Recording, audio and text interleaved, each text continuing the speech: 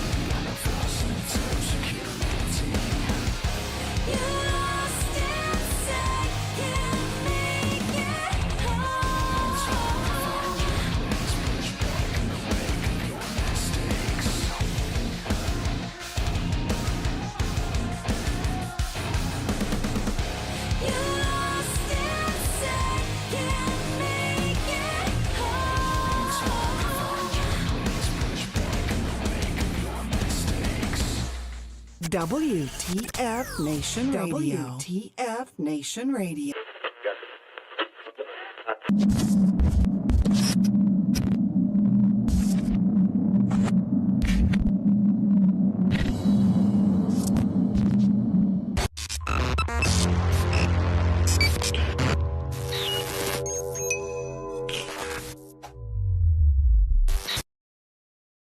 Everything stated on WTF Nation Radio is to be considered the opinion of the person that stated it, and not an official representation of WTF Nation Radio or U.S. Army WTF Moments. Price does not include tax, title, or license. Some assembly required. Each item sold separately. Batteries not included. Objects in mirror are closer than they appear. If conditions persist, contact a physician. Individual results may vary. Keep out of the reach of children. Avoid prolonged exposure to direct sunlight. Keep in a cool, dark place. And please enjoy the show. Shots. I don't know shit about fuck.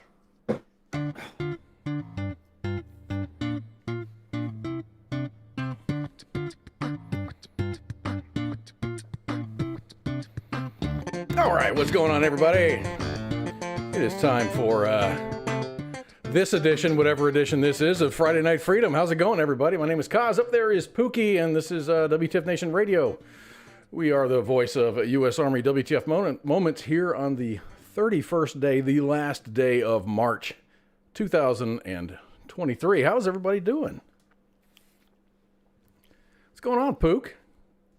Not much. Just, like I said earlier when I got on here, just the blood pressure's high from, everything going on in the news. It's just been a news stresses. It's just news stresses me out because it's nothing but bad news after bad news, and I hate it. So I stopped consuming news. I put the show together last night. I've been busy as hell all week. Put the show together last night. And I have not read or consumed any news today because I don't want to have to change up my slides and stuff, man. Yeah, Holly, Holly, you got it right, man. Fuck this week. Exactly. You had everything prepared, but then the day hit. I know. This is terrible, man. Ugh. So before we begin, I just want to say that tonight we do have a guest. Tonight we've got Carl Whalen from Back to Heroes Rumble is going to be here. Back to Heroes Rumble is a badass 501c3 that goes above and beyond when it comes to serving the families of fallen veterans, police, and first responders. Tonight we're talking golf. Not really golf, not golf, but we're talking about a fundraiser that Back to Heroes Rumble is doing, and it's necessary and it's awesome. It's 501. Charitable foundations have to do fundraising, and this is just another one. They have two major fundraisers during the year: the golf outing and then their car show. And it's time to prepare for the golf outing. So Carl's going to be on here to talk about the golf thing. And we were talking a little bit before the show. He's in our green room right now. But there's a whole lot more going on when for these things. And Carl's, he says he's a little bit stressed out about the whole thing. So I get it. I guess we're going to find out a little bit more. But we have another upcoming guest. This came up on our upcoming guest alert wire. This Tuesday on Pop Culture Warrior, CQ welcomes the one and only Vincent Rocco Vargas. Rocco is an Army veteran who has 3 combat deployments with the 75th Ranger Regiment. He got out around 2009 and became a federal agent with Homeland Security. He left his federal career behind to pursue film and television work. You may have seen Rocco in the Drinking Bros podcast or Matt Best's YouTube channel, but you've also might have seen him in movies such as Range 15, Brothers in Arms, or as Gilly Lopez in one of the 38 episodes of the Mines Motorcycle Club show. It's going to be a great show, so tune in. It's going to be a pre-recorded show, just because Rocco's awfully busy doing his thing. So he got time out of his schedule to talk to CQ, and we're going to see that on Tuesday. It's going to be great. All shows are at 2000 Eastern. The guest usually shows up at 2100 Eastern. I'm not sure how CQ is going to have his thing situated. I don't know if it's going to go straight into the interview or if he's going to do an hour and then he'll figure it out. He'll figure it out. He's a professional. But all I know is just be here at 2000 hours Eastern on Tuesday night, and you can see the show and see the interview. So I do want to start with the helicopter crashes at Fort Campbell. I don't know all the details behind the crash or what happened. It is under investigation. Got a team from Fort Rucker, Alabama, is on site doing the crash investigation.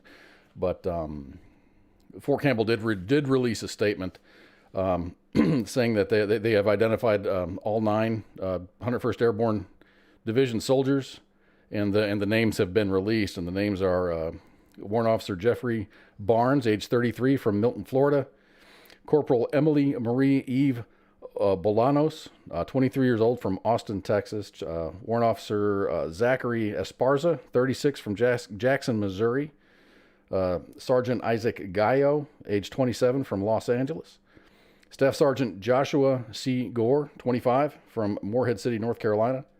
Warrant Officer Aaron Healy, 32, from Cape Coral, Florida. Staff Sergeant Taylor Mitchell, 30, of Mountain Brook, Alabama. Chief Warrant Officer Rustin Smith, 32, of Rolla, Missouri. And Sergeant David Salinas, Jr., age 23, from Oradell, New Jersey. Rest in peace, troops. This sucks. I hope your family has some comfort in knowing that you serve the country, our country, with honor. And rest in peace. It's tough, man. It's got to be tough. We had an accident. It was a Chinook crash when I was at Fort Hood, and it really it affects the unit that these troops come from. You know, because there's just these empty slots in formation in the morning, and you're just like, damn. You know, we went to the commissary last week together. We hung out, or we went fucking had a beer just the other night, and all of a sudden they're not there anymore, and that really takes the wind out of your sails. But Yes. So that's that. So we had a kind of a big weekend here in the Arlington, Texas area. We got a lot going on. So I'm avoiding Arlington. Arlington around Six Flags. You've got the AT&T Center. You've got Six Flags. You got 2 ballparks there. So it was opening day yesterday for our Texas Rangers, and that was kind of whoops. I did want to talk about that too. So it was opening day yesterday for our Texas Rangers. So since I did that out of order, I got to kind of switch gears here a little bit. What was that? What was that? So the Texas Rangers opening day was yesterday afternoon. The Rangers played the Philadelphia Phillies, and I don't want to do a sports show here. That's on Sunday. But thanks to a 9-run fourth inning, the Rangers won 11-7. It was an ass whooping. Had it not been for the fourth inning, the Rangers would have not done good. They had a really great fourth inning, and there's 8 other innings that they didn't do so great in. So I used to go to a lot of Texas Rangers baseball games, especially when I ETS and I came up here. We're right here. I mean the stadium's right here, so it was easy to go to games, and it wasn't inconvenient at all. I always buy seats on the first baseline, near the home team dugout. And everyone says, why do you want seats there? And I said, well, they're exciting seats. Most batters are right-handed, so there's a lot of pop fouls coming at you. Plus, it's near the home team dugout, and the Texas Rangers baseball players are really cool with their fans. They like to take pictures, play catch, and just hang out. I think all baseball teams are like that. They're really they're into their fans. So I think that interaction with the players caused my children to be. They're not baseball fans, but they like baseball. They enjoy going to baseball games. Oh yeah, I'm in the same boat. I can't watch it on TV, but I will love to sit down at the stadium watching the game. Hell yeah. So the most ticket prices. I was looking at ticket prices. A lot of people left early yesterday from work to go to the game, and I'm like, I wonder how much tickets are now, because we have a brand new, Globe Life Field is a brand new. It's a brand new field. So, but the most that I've ever paid for a baseball ticket is about $80. I've been to opening day one time, and I couldn't tell you how much that cost because the tickets were a gift. Parking was about $20, and this is back in 2004. This year, opening day tickets for the Texas Rangers are, for those seats that I like, are $370 face value. Holy shit! Yeah. And let me see, $370 face value. But if you buy these things online, there's taxes and fees and stuff. And the final price after taxes and fees is $521.22. There's 43% increase from face value. So by comparison, the New York Yankees opening day tickets are really expensive. The same seats that I can get at the Rangers game would cost me $2,189 to go to a New York Yankees game and sit behind the home team dugout. After taxes and fees, $3,122.09. That's a lot of damn cash. You must really want to go to a baseball game if you're going to spend that kind of. You get them nosebleed cheap seats. Yeah, the cheap seats already. The cheap seats are not even cheap anymore. No, they're not. I mean, when I was a kid, we used to be able to go to Chicago Cubs games for $5 and you can sit in the bleachers. No. Now those are like the preferred seats.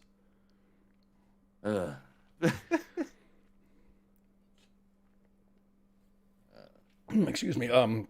So tonight is Taylor Swift's. She's doing. This is the first night of 3 shows that she's doing here at AT&T Stadium. AT&T Stadium is where the Cowboys play. Fantastic stadium. There's not a bad seat in the house. There's no obstructions. You can sit anywhere and you can see everywhere as long as that big TV screen's not down.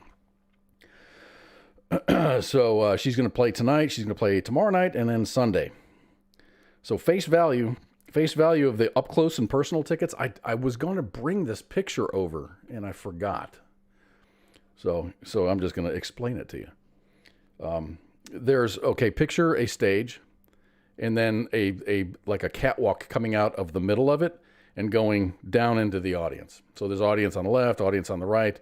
So at the end of the catwalk,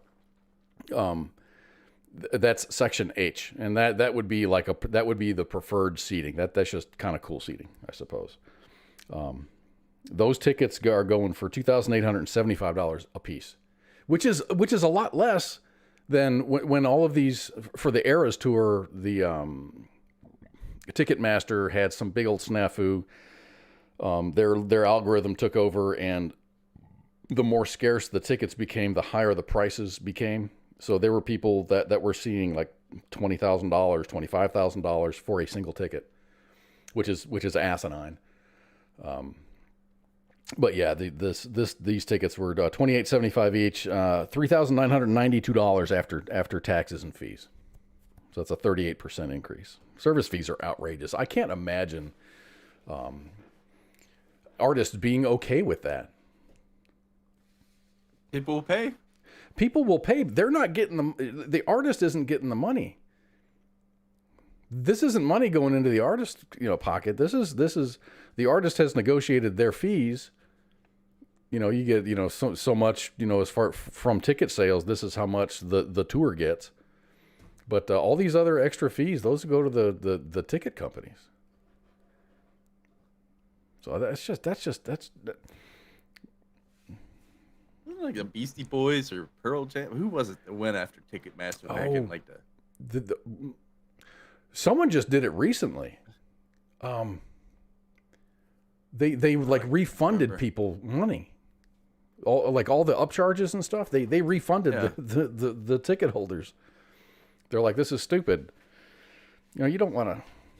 I mean, everyone. You do your thing to make money. No one likes to do it for free. People will do it for free, but I mean, if this is the way that you support your life, whole month's salary just to sit down and watch a concert, kind of insane, though. Yeah, Heath Barlow says he's going to Three Dog Night tomorrow for free. That's awesome, dude.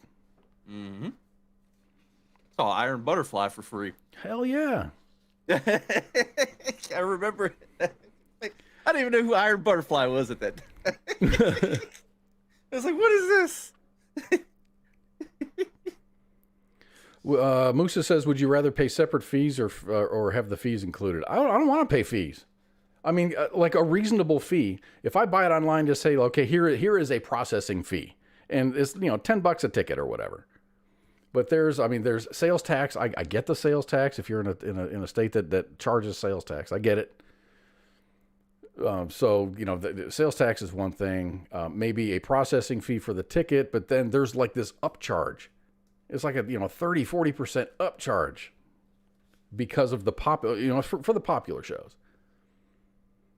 38% jack up from the face value of the ticket was what did I say, 2,000 something, $3,900 after all the ads.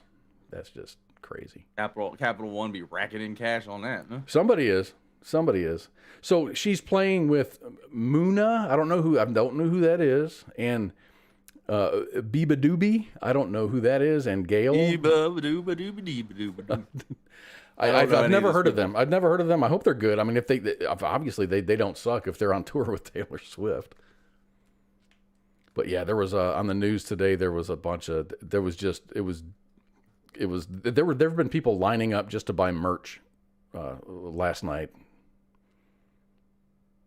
And just a lot of Swifties. They gave Taylor the key to the city, and they renamed one of the streets Taylor Swift Way, and it's gonna stay there for a while, and you can go there and you can take pictures and stuff. So it's cool, man. It's cool, man. My kids used to listen to Taylor Swift when they were young, and I don't know if they do anymore. But I mean, she doesn't suck.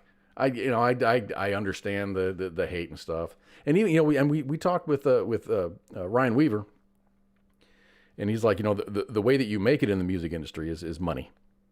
It's not necessarily talent. It's, there's a lot of extremely talented broke people in Nashville. Oh yeah. So who can pay the most for studio fees, good studio, blah blah blah. Yes, I know exactly how that. And whose palm are you greasing and whatnot. So moving on about that first picture that I showed. This. So that, if you recognize that is the album. Well, that's not the album cover. That's the censored album cover. I didn't want to get blasted for showing naked kids on the show. So we've got the censored version of this. This is 50 years ago this week. Led Zeppelin released their album Houses of the Holy. It was their fourth album, preceded by 3 albums with really catchy names like Led Zeppelin 1. Led Zeppelin 2 and Led Zeppelin 3. So that's no, I did not get your message, Moosey. I haven't. I haven't checked the messages. My stupid phone is dead right now.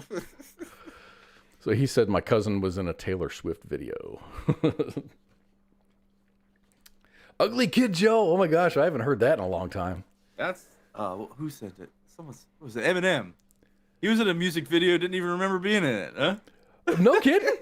Yeah, it's like before he became famous, he was like, this is an extra, and they had completely forgotten that he was in it. That's funny. That's hilarious. So we talked about the goings on here in North Central Texas. So, do you order much stuff from Amazon? Yeah. Are you keeping Amazon afloat? I'm one of yes. Yes. They're keeping my credit score looking nice. That's all I gotta say. So I've never received bad service from Amazon. When they deliver my packages, 9 times out of 10, the package arrives when they say it's going to, and none of my package has ever been thrown onto my porch or damaged. Well, in Raleigh, North Carolina, it was delivery day for one Amazon customer. I'm sure they were very, very excited to get whatever it was that they ordered. But on the same block, it was also police standoff day, and it's clear that the police and Amazon didn't coordinate their schedules. The Amazon truck arrives, and the driver begins to make his way toward the home. He had to go park a little bit further away because there's so many police cars in the way. So the circumstances surrounding the standoff are unclear. The delivery driver's dedication to the job prompted many humorous responses. So I'm just gonna play the video. If you haven't seen this video, if you've seen this video, you're gonna get to enjoy it again. So here we go. Check this out. Hard at work. In the midst of a standoff, he's gonna deliver his package. I don't give a Go Amazon. Amazon don't play.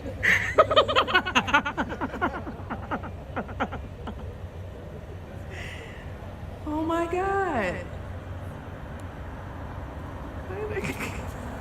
Give us the package, bro. What are you doing?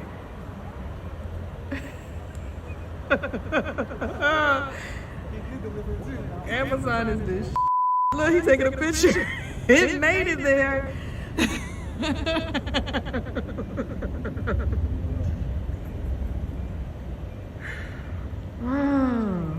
Took a picture. When you're serious about your work, what? Go Amazon. He's like, fuck it, man. This is just ridiculous. Bro. Look at all those cop cars, man.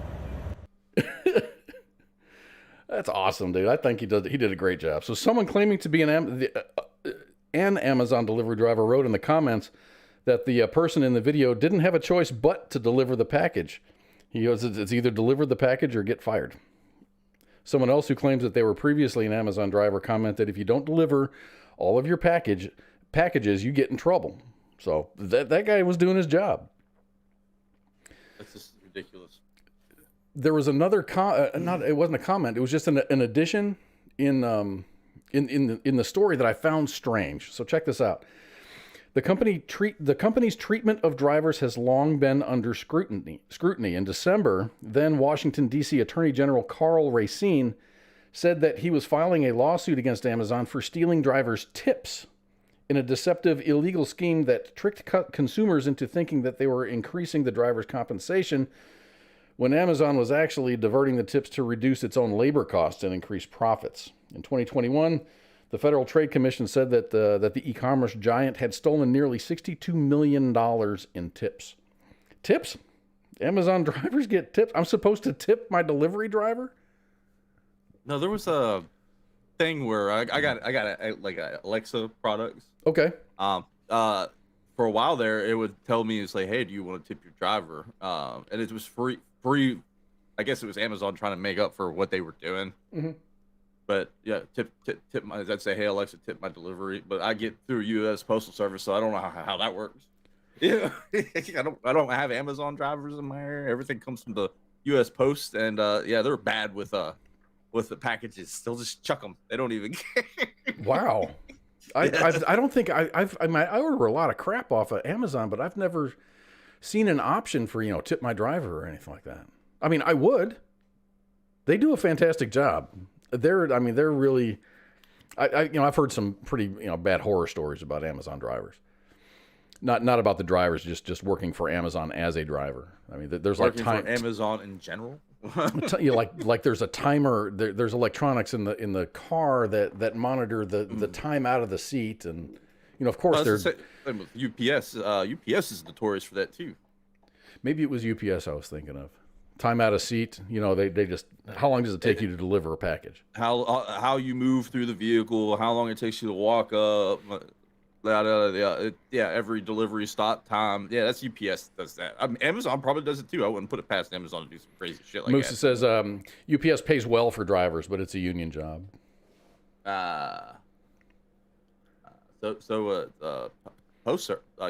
USPS is. UPS always, my UPS driver's awesome. He does the same route. When I get something from him, he'll knock on the door, say, hey, package, walk off. Cool guy, real cool guy. Now the post service, U.S. Post Service, they're wicked when it comes to Amazon. Well, they have. I've had problems with mine. I live on a it's kind of a narrow street. There's not a lot of room for street parking. So if there's someone parked in front of my mailbox, the postal service person will just drive by. They won't even they won't get out of their vehicle and put the mail in the mailbox. So I inquired on that, and that they're under. It's not that they can't. It's just that they're under, and the quote is, they're under no obligation to negotiate obstacles to get to the mailbox. But when I talk to the police department, they're like, it's not illegal. It's a dick move to park in front of someone's mailbox, but it's not illegal. So, so I put a note on the car going, please, when you park in front of a mailbox, no one gets mail. And then they ended up moving. I had no idea whose car it was. So they ended up moving their vehicle. But yeah, the post office is kind of. My postal girl is she's cool and everything. She'll if there's a package that doesn't fit, I've got a huge mailbox. It's really big. But if I ever get something mailed to me from USPS or through USPS and it doesn't fit, she will walk it up to my porch. So that's cool. I mean, I think that she could probably put a sticker on my window and just say, hey, go down to the post office to pick it up. Oh, I mean, they do that, but it's just the way they do it. Like here where they do it, like it depends on who my post driver is. I got this real sweet lady that runs mine.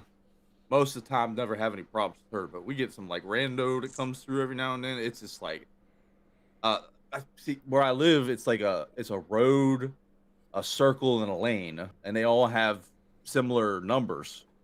But for some reason, they always want to confuse the circle with the road, and my mail gets dropped off. And not be mad about anything or anything like that, but the person that lives there is a hoarder, and they just grab mail and throw it into a pile. So I've had to go over there a couple times and be like, hey, did you get this package? Oh yeah. Oh, I didn't even read the name on it. I'm like, come on. Yeah, I get some. Hey, mostly, yeah, I got it. Yeah, there is a difference between UPS and USPS. We're just kind of talking about all of them. I did see a pic.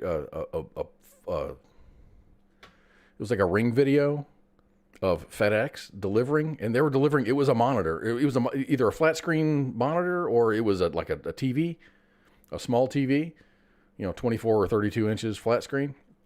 They yeeted that thing over the fucking fence, and it showed up broken. FedEx is the worst in my area. Is it?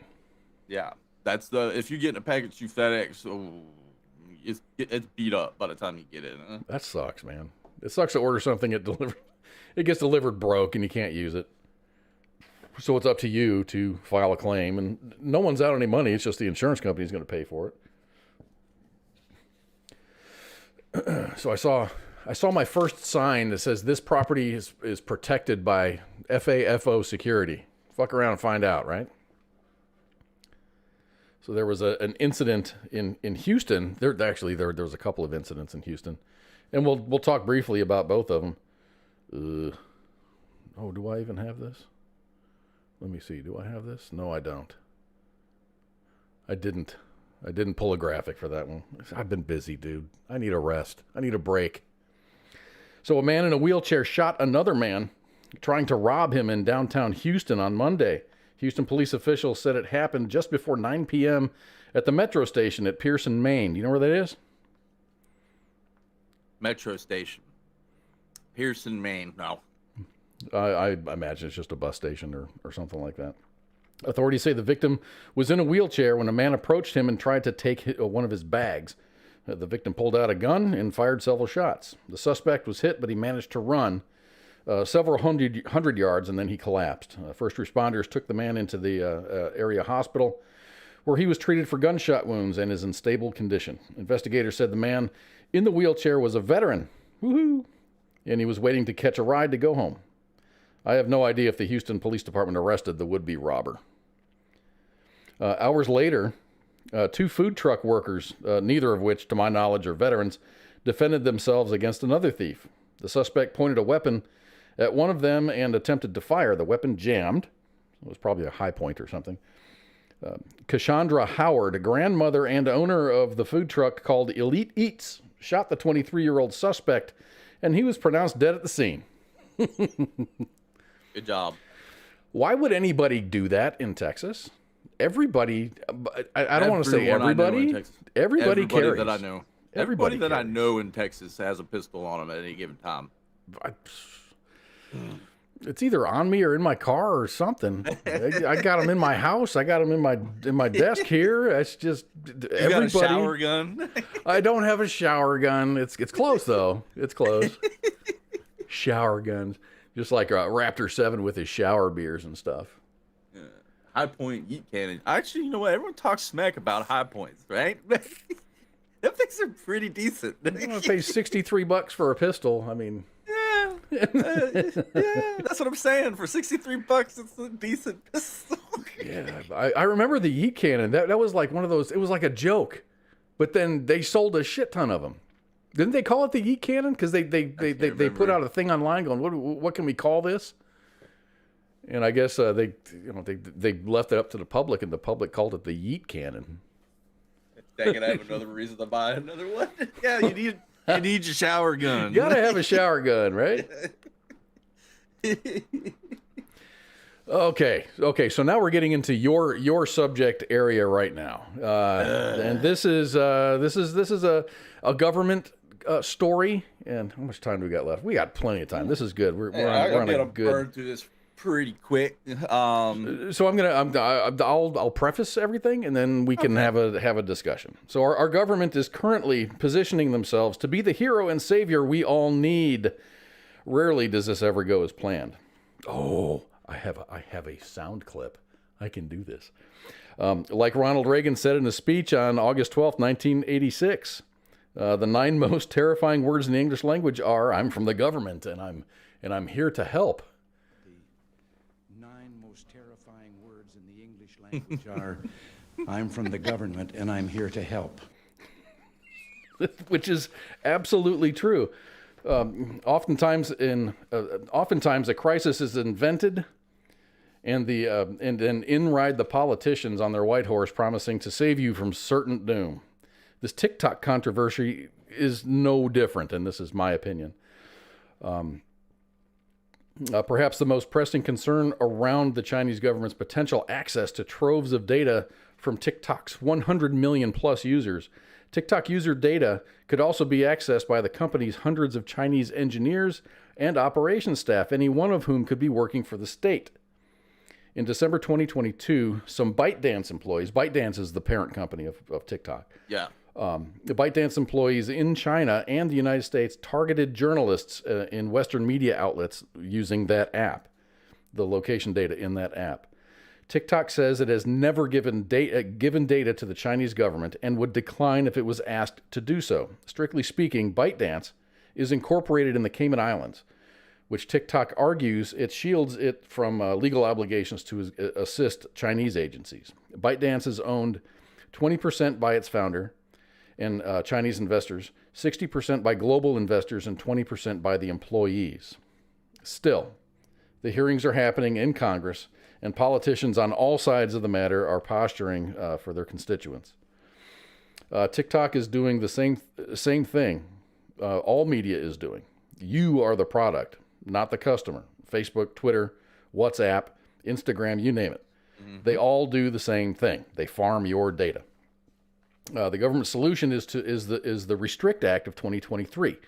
Of course, the government loves acronym, and Restrict is no exception. Restrict stands for restricting the emergence of security threats that risk information and communications technology. This is an act that allows the full weight of the government to restrict or altogether eliminate pretty much anything digital that they perceive as a threat, regardless if they know what it is or how it operates or not.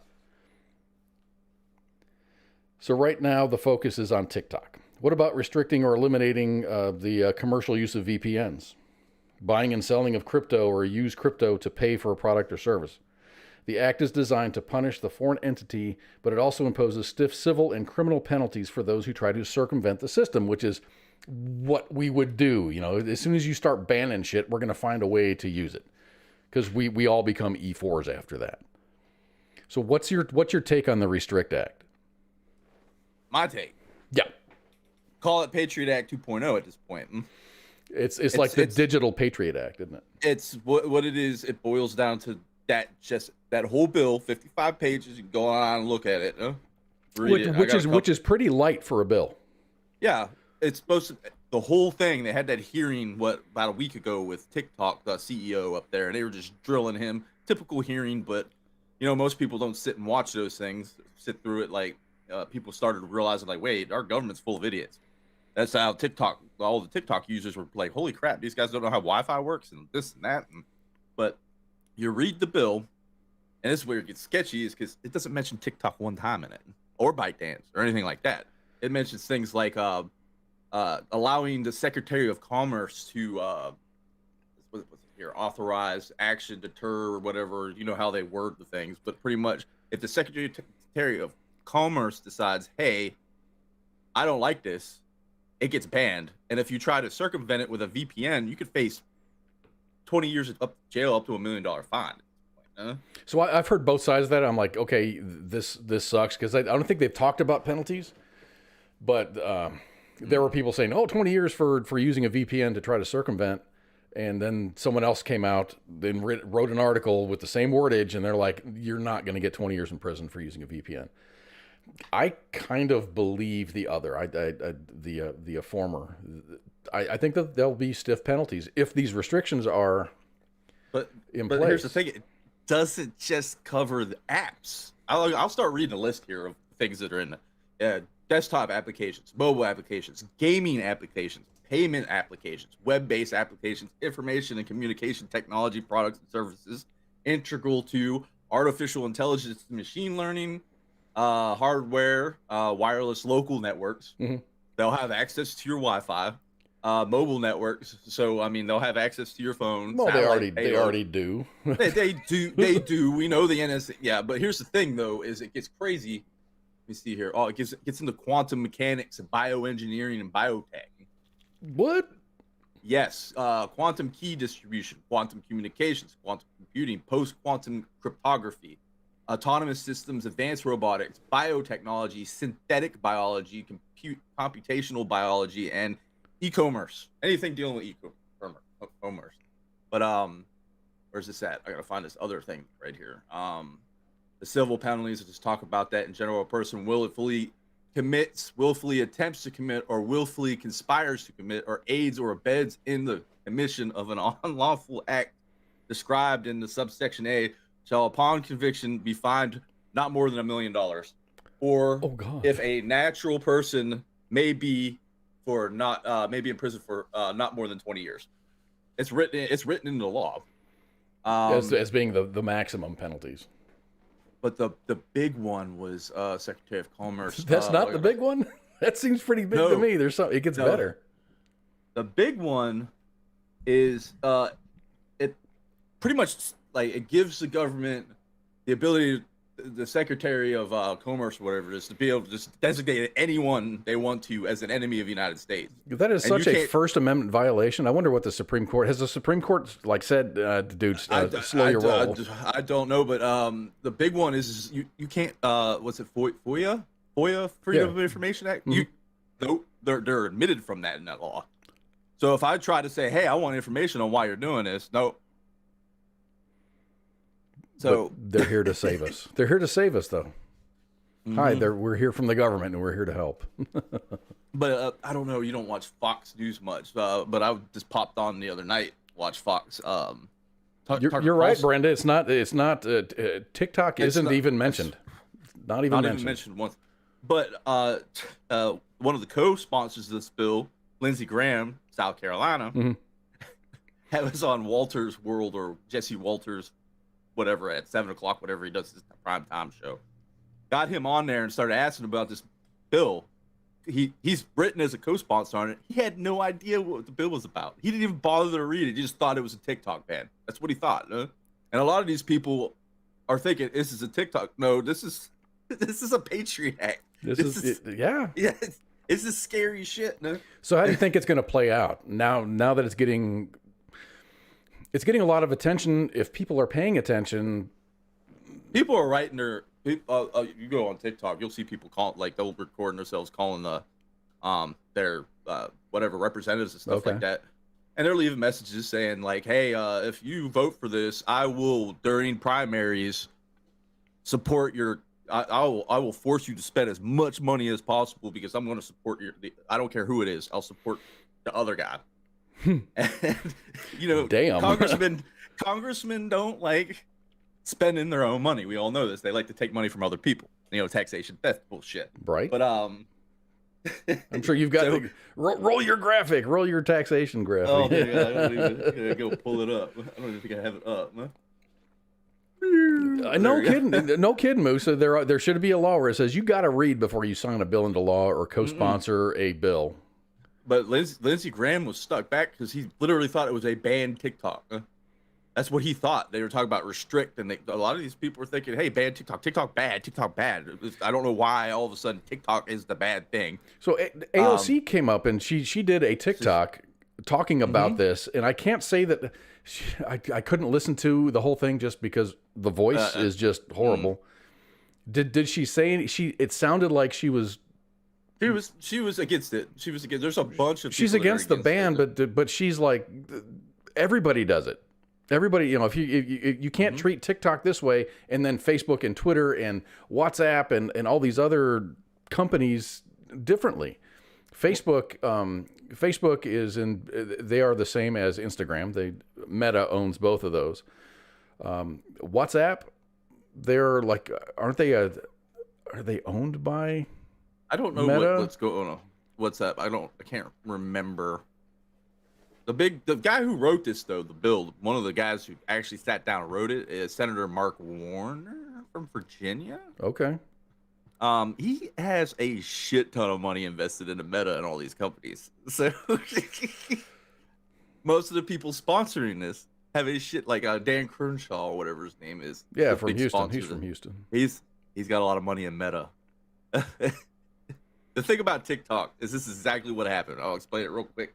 See, I've got no skin in the game. I don't use TikTok because it's just another app that I don't want to use. It's just something else to suck time out of my life. Nothing. I'm like, not I talking. got you on it. I'm not talking shit about them, but it's something that is available to me that I don't use. I barely. I could explain the reason why they're going after TikTok. They're using all these reasons. Is this because China or what? No. Meta is lobbying the shit out of Congress. Big tech got pissed off that they were losing. I mean, TikTok was. They're sitting there losing eating their market lunch. share because TikTok is there. Was sitting there eating their lunch. They didn't like the idea of it, so they made. I think Facebook even caught up on this misinformation propaganda campaign that was saying all the bad things about all the shit that Meta's doing. Okay. TikTok, everything that they blame TikTok of doing is what Meta's doing. Well, That's they're doing what I meant. all of these Facebooks and Twitters and stuff. They do the same thing. I don't care how benevolent Elon Musk seems. TikTok does farm data. They do that. I mean, it's to make them a better company. I mean, that's how it works. That's how the system works. How do your customers use your product? How do they spend their money while using their product? What are they posting about? It's really good to know what your customer is.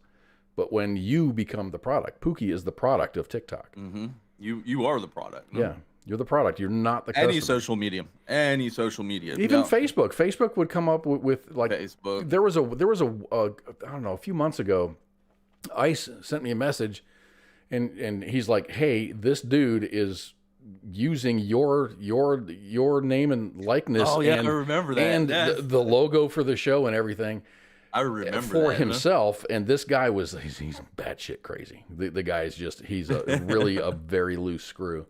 So I was emailing, not email. I was messaging him back and forth like, "Hey, take this down. You're using my logo." And my name, he had a very similar name, but he was using Kaz to identify himself, but he was using the logo for this show, with and it was just not okay. It was not okay. So he was using this. He was using that, this, but I think it wasn't the Friday Night Freedom. He was using when I did Sunday shows. He was using the logo, which is the same thing. It's the same logo, just with different wording and stuff inside there. So he was using this to identify himself. It even had the U.S. Army WTF Moments and the WTF Nation Radio thing still embedded in it.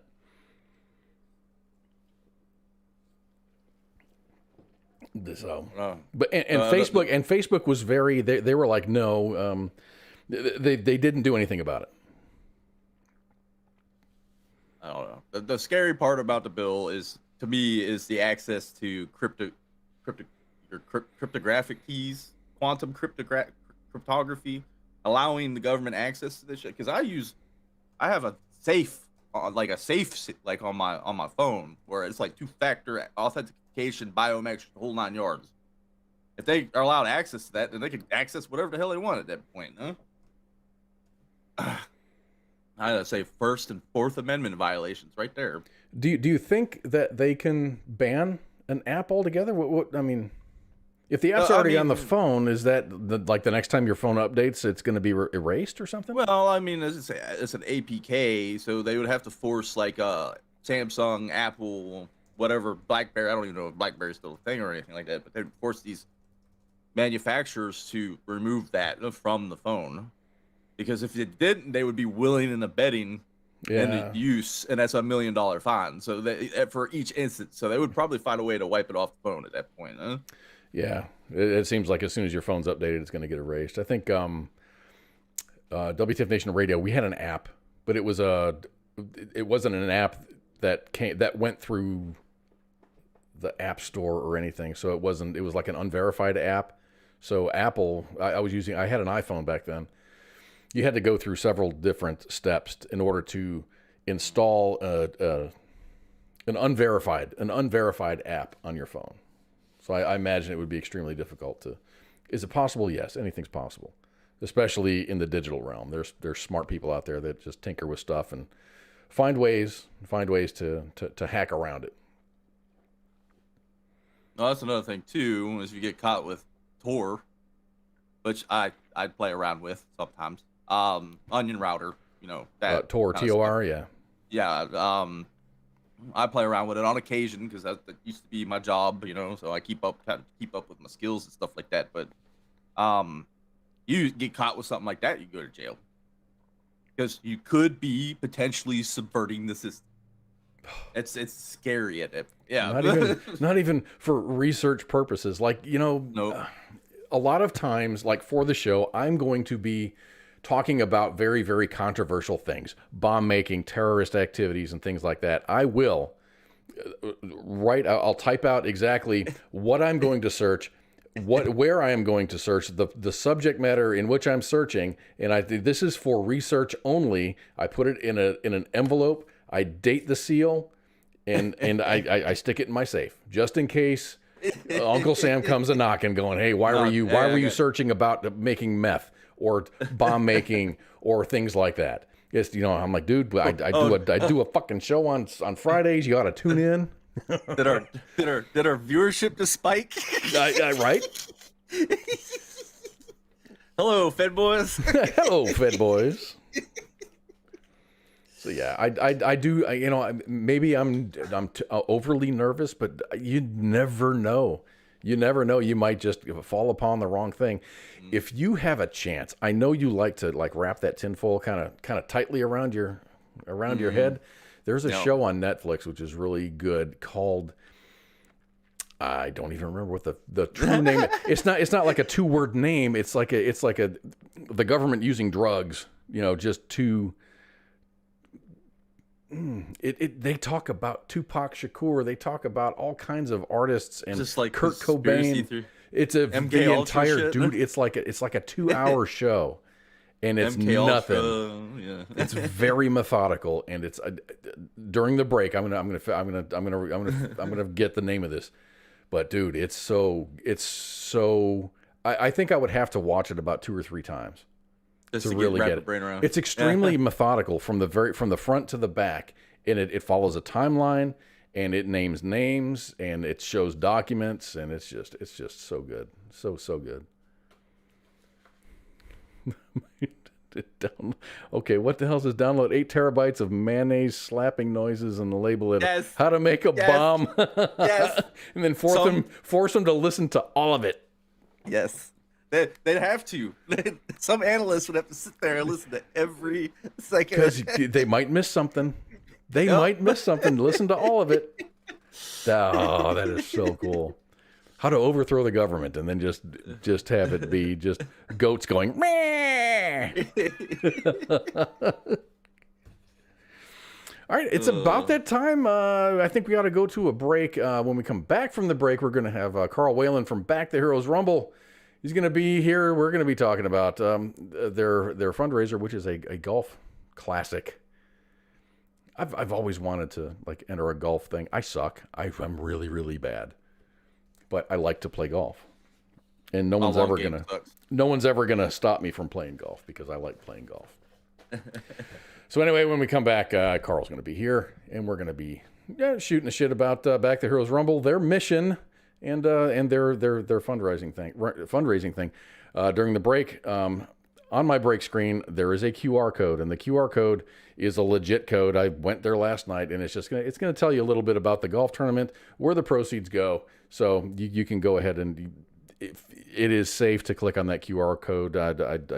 I promise you, it's not a virus or nothing like that. You know, I drive around and I see QR codes on cars, and I'm just like, how many people have just put their camera on it and just gone to something, and then they get rickrolled or something. There's so much bad stuff that you can do by zapping a QR code. You just gave me an idea. Oh no! All right, everybody, we're gonna be back in just a little bit, and it's break time, man. So go ahead and. Go to the bathroom, grab another beverage, and continue this journey of Friday Night Freedom in just a little bit. This is WTF Nation Radio.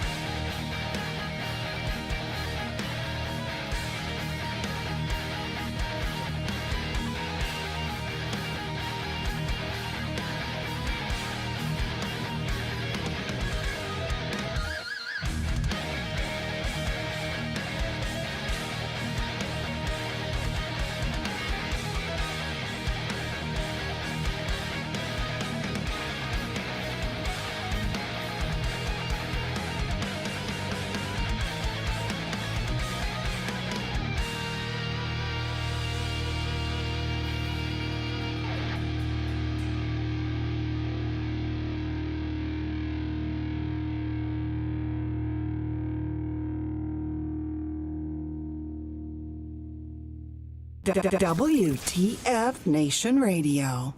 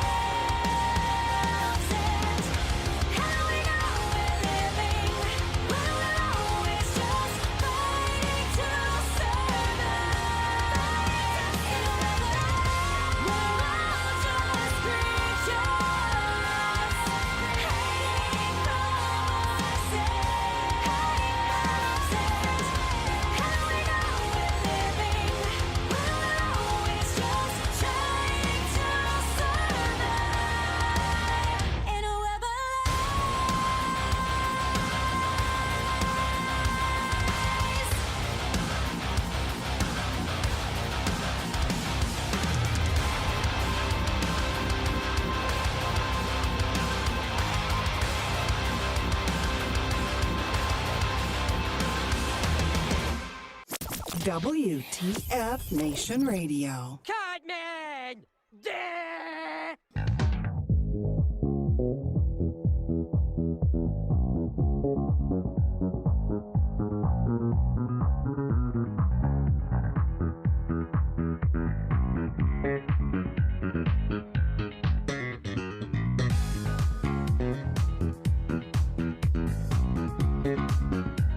And we are back. Let me get our video up here. Oh my gosh. We are back with part 2 of Friday Night Freedom. Everything is fine. Everything is fine. We have our guest here, Carl Whalen from Back the Heroes Rumble. Back the Heroes Rumble is a 501c3 that handles Ohio, Kentucky-ish area. And they support the veteran community, first responders, police officers, and whatnot. They're awesome. Carl's a regular on the show. For a while, I was thinking like he's just taken over. But we got Carl here again, and we're going to talk about something different. You were on the show with ICE a couple of weeks ago talking about something, but this is going to be something completely different. So without further ado, how's it going, Carl? It's going busy year for us. first off, thanks for having me again on Friday Night Freedom. Sure. I feel like I'm part of the family. It's kind of nice to be on here with you guys. So last time I was on here with ICE a couple weeks ago, we were talking about the statistics with line of duty deaths and which ones were really preventable and how we could tackle them, and how Back to Heroes Rumble is in fact tackling those line of duty deaths with equipment needs. And here I'm here to talk about one of our main fundraisers that funds that operation. Operation Open Arms. It's a program providing life-saving equipment needs to police and firefighters. And we don't discriminate. What we choose is based on the department's needs, their budget. You know, if they have a discretionary budget that doesn't allow for them to get certain things, but if the hoods or the trauma kits are a big thing for us and what we focus on, we provide them regardless of their budget. If they reach out to us and said, "Hey, we would love for you to get us trauma kits," we just say, "How many officers do you have? And or how many trauma kits do you need?" And we provide them based on what their service needs. And what's great about these trauma kits is obviously they provide emergency aid for the officer to render mutual aid to another fallen officer or to himself or herself, as well as mutual aid to anybody, which is just standard first aid that a police officer could do to a person responding to a scene of a gunshot wound. So it actually can save a non-first responder's life too. So there's some tertiary benefit for the community in that front. Okay.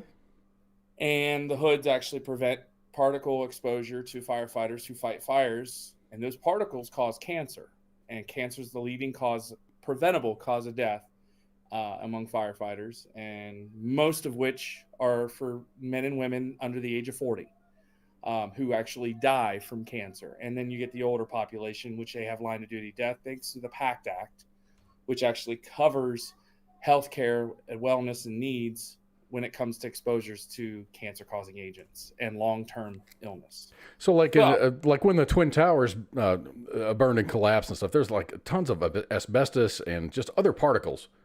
Yes. Not just asbestos, but asbestos is a big one, especially in older buildings, older houses. Mm-hmm.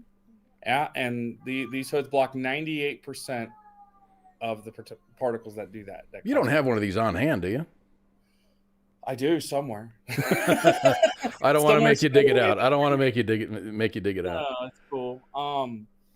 You go to globe.com, MS Globe, and you just Google Globe hoods, and you'll find all the information about them. Those are the ones we've been providing because they're I've tried so many different, I've tried Inatex, I've tried different other companies reaching out to them for their hoods, and Globe was the only one that actually took my call. So they're the ones we buy them from. And there's several distributors across the nation that have them available. There are several several state Bureau of Workers' Compensation offices that'll have funding for them too, and a lot of firefighters don't know about it. But even then, the red tape is a long, lengthy process. It just depends on your state, legislature, funding, availability, yada, yada. What we do is we eliminate that red tape. You apply, you just let us know you need them, and we work on funding that need head on. Now, we focus on Ohio, Indiana, and Kentucky. So beyond those borders, we're not serving currently. But we hope there are other charities, and I'm sure there are, that are trying to do the same thing we are. Yeah. So our golf outing fundraises for that effort, and we're all volunteers. We don't make a dime making what we do. It's crazy. I have some people ask me, why don't you? And I said, the reason is I have my military benefits. My wife works. We have no need or desire whatsoever to take a dime from the charity to live off of because we don't need it. Okay. So for those in our audience that don't know you, tell us about your background. Where do you come from? So when I was 18 years old, I was young, dumb. What's the phrase? Full of cum, something like that. And I went into the military wanting to serve my country. But I knew in my heart, I was not one that wanted to pull the trigger to kill somebody if I had to. I would if I needed to, but I didn't want to have to do it all the time. So my role I enlisted in as a combat medic. I figured make a difference, right? Might as well save lives, not take them. And I served with the 1st Infantry Division, Fort Riley, Kansas. Base sucks, but the unit was awesome. 5-4 Cav was the unit we served with in Iraq. Deployed in 2008 through 2009. And after I got out in 2011, I found myself wanting to continue to work in healthcare. Went to school, got my paramedics license, went back to school, got my nursing license, or my degree anyway, and then couldn't find a work as a nurse on the floor because of my bad back from the service. I tried to get a job at utilization review. I had to pass the NCLEX the first time, didn't, and then the VA's like, you're done. And so they gave me that IU stamp, and I, after a couple of months of being honest, enjoying the fact that I didn't have to worry about looking for work anymore as much as I tried, I found myself being bored, then angry, then depressed, and felt like I had a lost identity of purpose in life. And that's when you didn't have a mission. No, but then God had a plan, because shortly after that moment, we had an officer that was killed in line of duty. Didn't know him personally at all, had no connections to him really at all, but was driven to want to do something, as everybody was in the community. I mean, he was a county deputy. Everybody loved this man, and he was such a giving person. And when he was killed in line of duty, it was in such a tragic manner the way it occurred, and I won't go into detail with it. I'm sure you can Google Claremont County, right? We raised money with a car show put together in 30 days with a slew of 10 volunteers, and raised $16,000 for his family. Well, that's amazing. Yeah, the community really rallied together. It was a perfect storm, right? And after that, my wife and I stepped away. We intended to leave that in the control of that family's hands, the show. And we started our own charity because we saw several officers during that time we were trying to raise money for this fallen officer's family.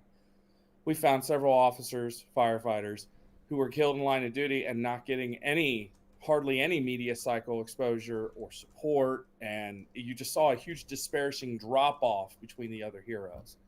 So we started a charity to serve that underserved need for all of our heroes to feel remembered, honored, regardless of the reasons why their line of duty death occurred. Even if they weren't in the line of duty, but they were en route to duty or whatever reason, they served our community and they died, and we wanted to help them. And then we realized it's one thing to honor a family and give money to them at the end of the year and create a network of support, which is great, part of Operation Never Forget. But why don't we do something about these deaths? Why don't we do something to help prevent them? With the world so hell-bent on taking itself apart, why not try to put it back together a little bit, right? It does seem like the world's on fire more so now than ever. Every day. I mean, you check your news, it's like a Rolodex of death. There's always an officer being killed. There's always a firefighter dying of cancer, heart disease, having a stroke, aortic aneurysm, dissection, accident on a fire, car crash, being hit on the side of the road. There's so many causes of death that occur for both entities and in the military, but we realize military, that's too big of a broad thing for us to try to tackle when that's federally mandated, right, and controlled. So we focus on the police and fire aspect because that's something we can handle. And we've done so for 23 police and fire departments to the tune of almost $34,000. And this year we're looking at about $18,500 in impact for 2 fire departments. And that's amazing. And that's money that doesn't have to come out of people's their homeowners taxes or whatever, their local and municipality taxes. It's donated. It's all. We get corporate supporters. So I'm going to go ahead and throw this one on you. There's so many corporate sponsors and supporters, but not on top of the media time you guys give us. You guys were so kind. You were kind enough to become a two-hole sponsor for our golf outing, and we are really appreciative of that. So we'll make sure we have both logos on each hole signed for hole 9 and 18 at the course, kind of what we talked about with ice. But we really appreciate it. Big or small, any support, it means a lot. And we want to make sure people know that you're supporting our cause. It means a lot. So tell us about the golf outing. The golf tournament? Is it a tournament? Is it like someone's going to win this thing, or is it just everyone's out there having fun? Jordan Spieth isn't going to be out there and just kicking everyone's ass.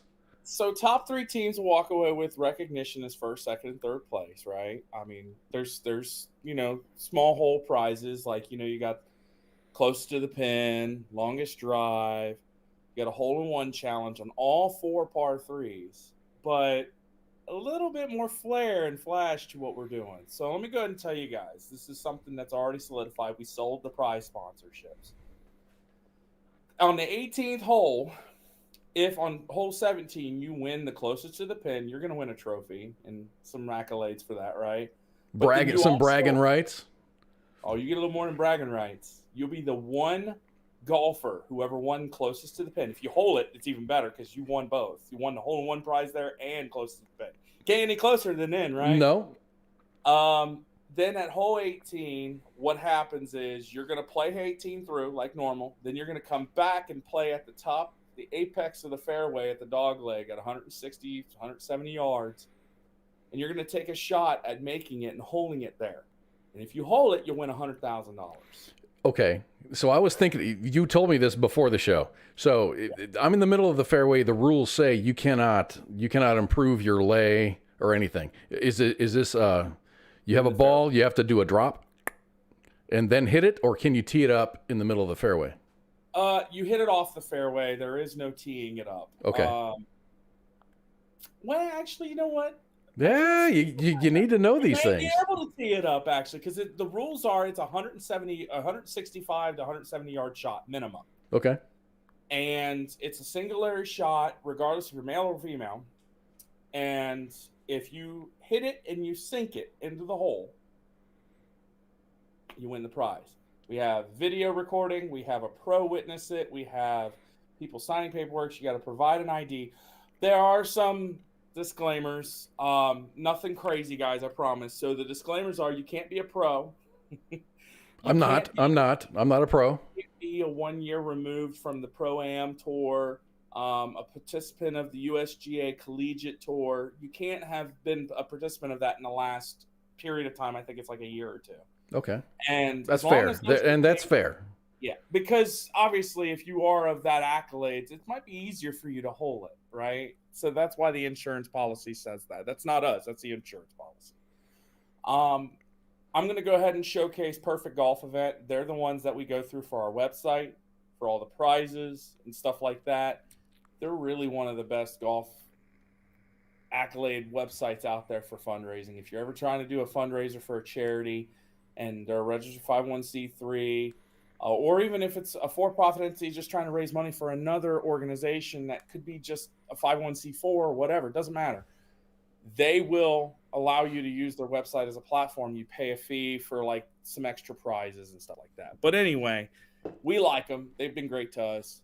Other prizes we'll have at the hole. So I said longest drive. It is a 5-day, 4-night cruise for 2. If you win that, guaranteed winner.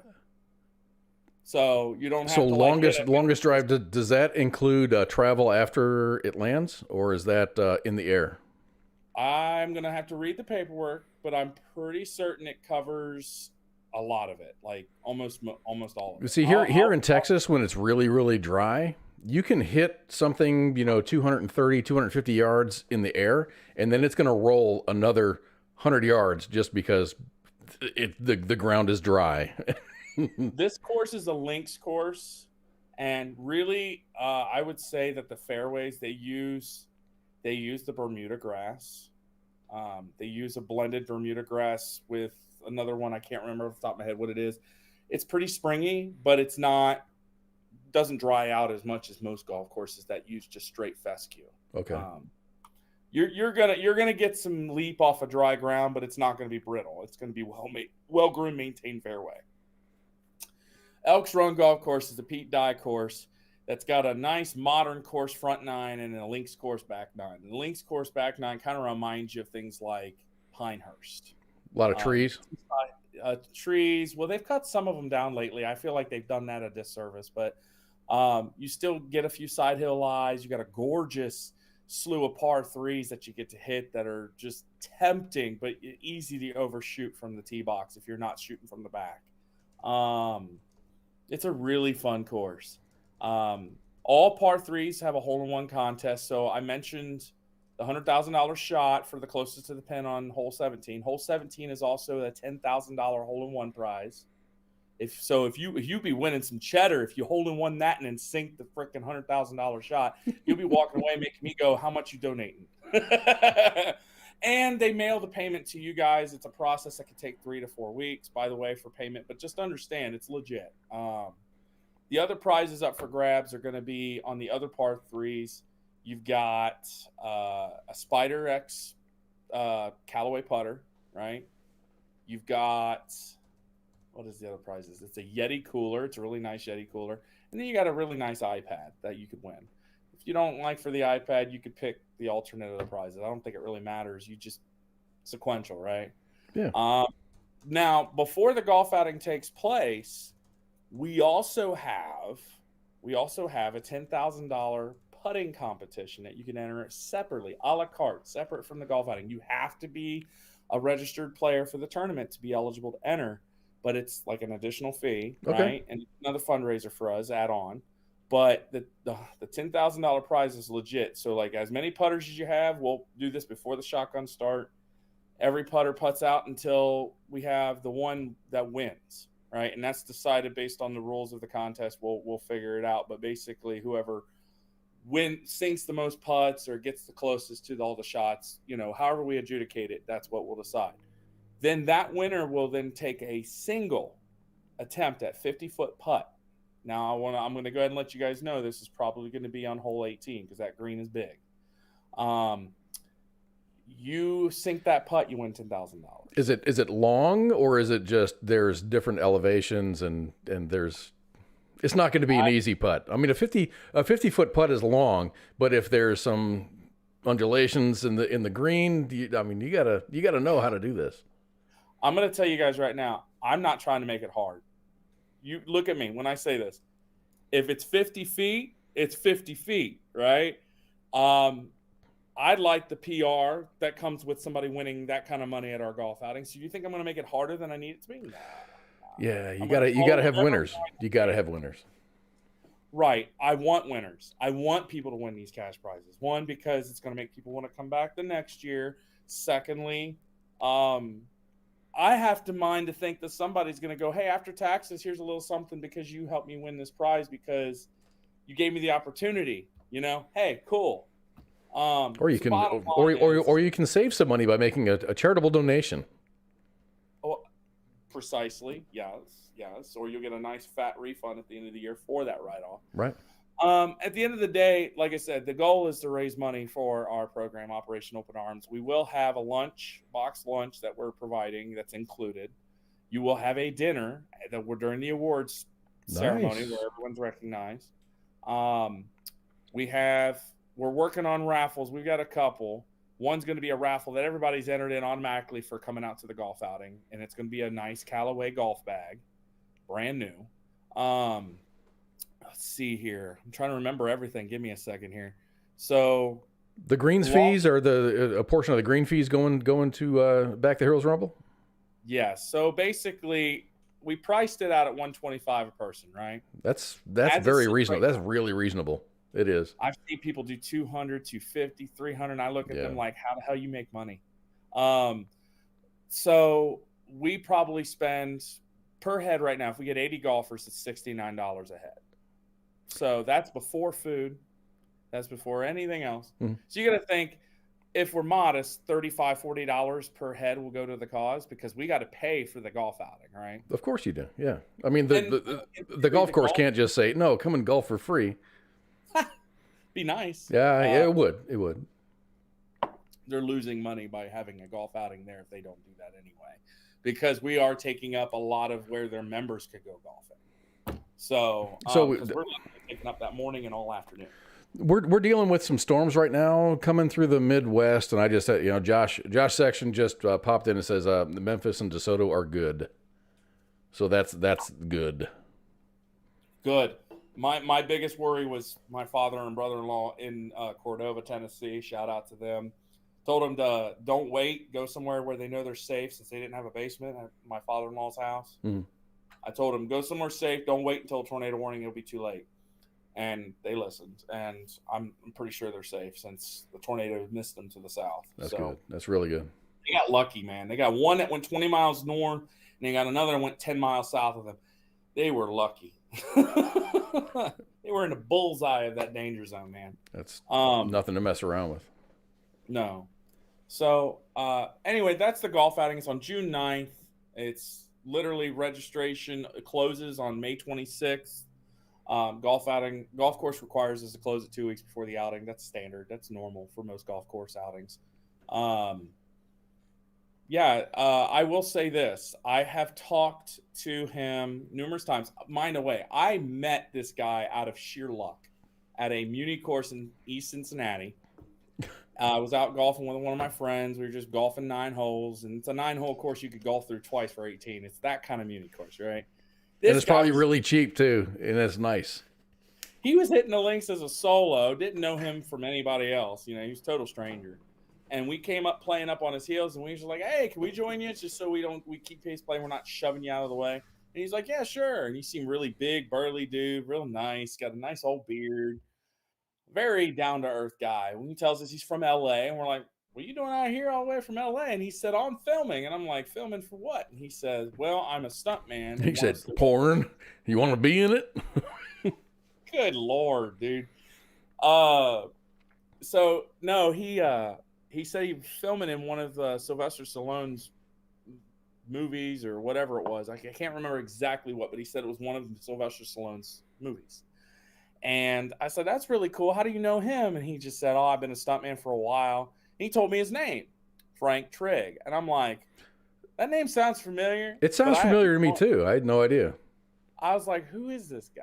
And he just look at him in the face, man. And hold on a second. While we're talking, I'm going to send this to you. And then you will have a nice, fun time sharing it while we're chatting. But anyway, Kaz, let me find you real quick. Let me find you. So anyway, this guy is just flat out one of the nicest people you ever meet. And I didn't know this until after I talked to him 2 weeks later. Turns out he's a UFC Hall of Famer and a former officiant of MMA, many MMA fights, including some UFC bouts. And I was like, holy crap. What are the chances, right? Say again? What are the chances? Dude, 1 in a million. And you know what's funny? I've won $100 off of the Powerball because I got 3 in the Powerball. I've never won the lottery. I've been struck by lightning twice, got medical proof for it. And I ran into this guy, and I still ain't fucking won the lottery. It's just how it goes, isn't it? You know what? Now I know how to find it. Yeah. So anyway, I just fired you off a message. Yeah, I did. So let's see here. Let me search my wall here. Pardon the dead space, guys. So sorry. If I just type his name in, I'll find the picture. Here we go. Just do it live. Yeah. Here you go. There's a picture of me and them. That's proof, man. I ain't BSing you. I mean, I was like starstruck afterwards because I was like, I didn't know I was talking to this guy. And he said he loves supporting veteran causes and he loves supporting veterans in their efforts to make the community better. And he told me, reach out to me. He gave me his card. He said, reach out to me. I'd love to be part of whatever you're doing. If I have free time, I'll be there. And I spoke to him back in early February, late January, and he said he was a go to be at the outing as a celebrity golfer. Well, that is pretty cool. Yeah. And so we're trying to sell the celebrity golfer slot because if we make this pan out like we want it to and everybody has a good time, we have a good showing, Frank's going to try to bring somebody else out. Remember I told you he works for movies and who he did a movie with. Mm-hmm. Get the drift now. Yeah. It's not confirmed. It's just something we're trying. You know, we're building off into networking, right? But Lord knows he's got people that he could reach out to. And as long as they're free and available, who wouldn't come? You know, who wouldn't want to come to support first responders? So, and, you know, as a guy from Philadelphia, I mean, come on. Why wouldn't he? So, anywho, I just wanted to share that cool tidbit. A lot of people didn't know. I have several friends that I'm really close to that knew about it, saw the picture, was like, no way, you know who that is? I'm like, yeah, I didn't when I first met him. Yeah, right. You're just talking just like a normal dude, right? Well, once he told me he was a stuntman, I was kind of starstruck because he's like, I know Sylvester Stallone personally. I hang out with him. I'm in LA. I believe him, you know? And I'm like, but at the same time, I'm like, how would I want to be treated if I was somebody that was constantly at the camera in his face or feeling like I had the limelight on me? Treat me like normal Joe, you know? Just treat me like one of the guys. So that's kind of what I kind of approached it at, and it worked. You know, it worked in our favor because I want him to realize he should feel comfortable. You know, there's Carl and Frank Drake. He said, I wore this hat and I wear this outfit because people don't recognize me. And I'm like, well, now I know what you look like when you golf. That's cool, man. That is really cool. I like it when people are cool, especially people that are in media or in film or whatever, and they're stars, I guess. Say that in air quotes or whatever. I mean, I don't know how much of a star a stuntman can be. They're very integral in the process of a film, but it's just cool that they don't get a big head, and they're just cool as fuck, and they like to be treated like humans, right? Most do, and you got to think about the adverse mental effects that it's got to be constantly under the limelight. Can't even go out to dinner without some kid wanting your picture because the newspaper would love to see it. I mean, he's not Sylvester Stallone, so he probably doesn't have it that bad, but still, you got to imagine. I mean, he didn't win every fight he played in. You know how UFC is. It's a dog eat dog kind of thing. You lose a fight, you're suddenly viewed as the beat. Yeah, you're not tough enough to handle it. It's just bad stuff, man. But these guys, they're very, very humble people. I fell off the UFC bandwagon a while ago. I think it was when Anderson Silva was kicking everyone's ass, and I'm just like, this is just boring. And I ended up paying for a pay-per-view with Anderson Silva and somebody else. I forget who. And he like just decimated him in less than a minute. And I'm like, nah, I'm not doing this. I think what killed it for me, this is going to come as a surprise for some people. I know a lot of people didn't like this person because they were really good at talking smack and they could back it up. A lot of people, I've been taught the mantra, and there's nothing wrong with bragging if you can back it up, right? This girl, Ronda Rousey, could back it up. And that one fight where she just flat out twisted this girl's arm bar and she got out of it, even though her arm. Oh, that was a Holmes, wasn't it? I forget who it was, but after that loss, she was ridiculed, nearly ran out of the entire profession. Just the way people dogged her, harassed her, it literally killed her interest to be any part of it. Right. And, I think the revival she got with the WWE, even though I think WWE's kind of taken a shit dive from way its heyday in WWF days versus WCW. Yeah. I still love that she got a second chance at life in WWE, and she also does movies, and she doesn't suck. She's in the Expendables. She's in the Expendables. She did so good on that one scene when she goes, "If you survive 2 minutes with me, you can." Me. Oh God. Yeah. She beats his ass. So yeah, I mean, I love the underdog story. That's just who I am. It's always who I've been. I mean, I grew up most of my childhood ridiculed, picked on, and I went into the military, and it changed some things. A lot of people that used to pick on me when I got out, they got a newfound respect for me. They understand that I am who I am, and they even broke the mold. Some of them are friends of mine now. They even are donors and supporters of the cause. So I mean, it's cool how life changes the script on some things, and that's why I love the underdogs. So when you enlisted, did you enlist from Cincinnati and you went back to your hometown, or is this a whole new experience from being in high school? You join the military and then you go somewhere else, which is what I did. I enlisted in Chicago, and then I ended up getting out, and I'm in Texas, and I'm going to stay in Texas forever. I grew up in Ohio, in the Cincinnati area, the Southwest Ohio region, most of my life, outside of the first couple years of my life when I was born in Germany. My dad was serving in the Army. He was stationed over there in West Germany. I was born at the Nuremberg Hospital. And when my mom went back to stateside, I lived and grew up in Ohio my whole life, all the way till I graduated high school at Batavia High School in Cincinnati area. And do you enjoy some dual citizenship, or No. do you didn't go that route? I've got one of the guys I work with. His son was born in Cuba, so that's cool. he's got a Cuban birth certificate. Yeah, I've got one that said I was born a naturalized citizen because I was born on U.S. controlled soil. Controlled. So I got those pink border birth certificate that's barely held together with the laminate on it. Basically impossible to replace. So I protect it pretty closely. But no, I grew up my whole life around here. I enlisted in the Army when I was still a senior in high school. I knew in January of 2006, I knew I wanted to serve in the Army. I wanted to be a combat medic. My mom fought me tooth and nail for active duty. She's like, you need to go to reserves. And I'm like, reserves deploys more than National Guard, right? She goes, yeah.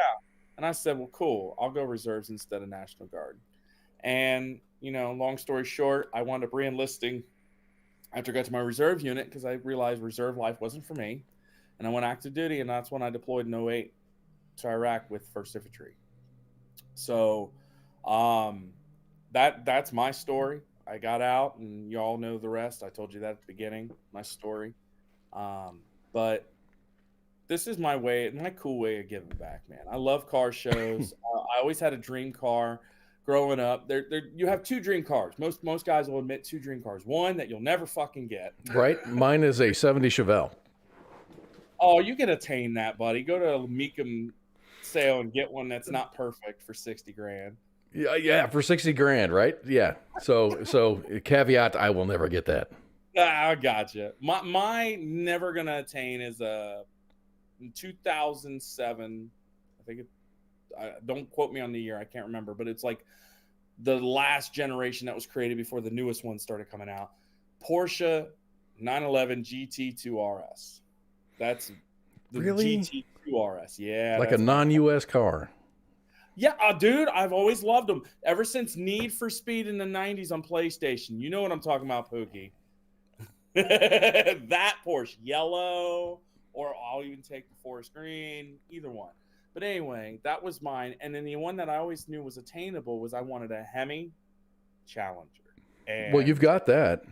I do. I drive That's it every a nice day. car, dude. That is. Oh, I would be like in the front seat going, can we stop and get some French fries or whatever? You're like, there's no eating in my car. Oh, I eat in that motherfucker. I just clean it. Is that your daily driver, or do you have like a Prius or something? Bro, shame on you. I would never own a Prius. One of my friends always said when a tornado goes by, oh, watch out, there goes a Prius. No, bro. I would never touch an electric car or a hybrid like that. If I own anything else, it would be a truck. No, I absolutely love this Challenger. It's an everyday driver. I baby it. I clean it. And when I mean I baby it, I mean I clean it and I'm meticulous with it. I'll get a detailer that I trust to do it. Mm-hmm. I get it ceramic coated on the underside and on the tops. And I try to use the right stuff. I will never, Under Armour will never touch this thing. Not Under Armour. What is it? Armor All. That's what I was talking about. Not a fan of Armor All. Well, it leaves a greasy white residue after you wipe it off. They have the matte version now, which doesn't shine. I mean, it does leave a coat and it does clean, but I guess it's bad for the interior. Is it? It'll cause it to split, and the dash will get cracks, and because when it heats, it turns into another chemical byproduct and breaks it down. I found this out from a detailer that I trust. So you have some off gassing going on, and it's just it fucks you. It really screws up your windshield. Yeah, that's the other thing too. I get the windshield coated with some kind of like water hydrophobic protector, so that way I almost never need my windshield wipers. It's funny. I'll be going 90. When I bought my car, they're like, "Hey, do you want a treatment on your windshield?" I'm like, "Yeah, whatever," because it covers like if you get a chip or a break or something, they're going to replace the windshield. It's that good. Yeah. I mean, there's a lot of pluses to a lot of different products you can use to protect your car. But yeah, I love that car. I think the most fun part about it is when I get to use it in events and parades, because I pull up to a car show. Normally guys pull in, they just rev the engine. It's like, man, everybody knows what a Hemi sounds like. screw that. I'm going to roll up in there, kick the lights on, flip the siren going, make everybody go, shit. And parades. Kids love it in the parades. I mean, I think that's the best part about the lights and siren is the kids are like, whoa. And, you know, growing up as a kid that always saw a car that he loved and went, whoa. To be that guy on the other side is nice. It's nice. Yeah, to be on the receiving end of the whoa. Yeah. My neighbor, when I was growing up, I must have been, I was less than 10, but he drove a big rig, and he always had his tractor was always parked in his parking lot, and he would pay me like, you know, a couple bucks to pick the rocks out of his tires or whatever. It was just like, this is such a big, you know, this is huge. It's just a big machine, and I'm taking care of it, and you know, yeah. it was just cool. So, I mean, at the end of the day, I try to live life to the fullest. I don't take for granted, you know, there are so many people out there that are hurting right now, especially people that really shouldn't be hurting, but are because the economy is the way it is.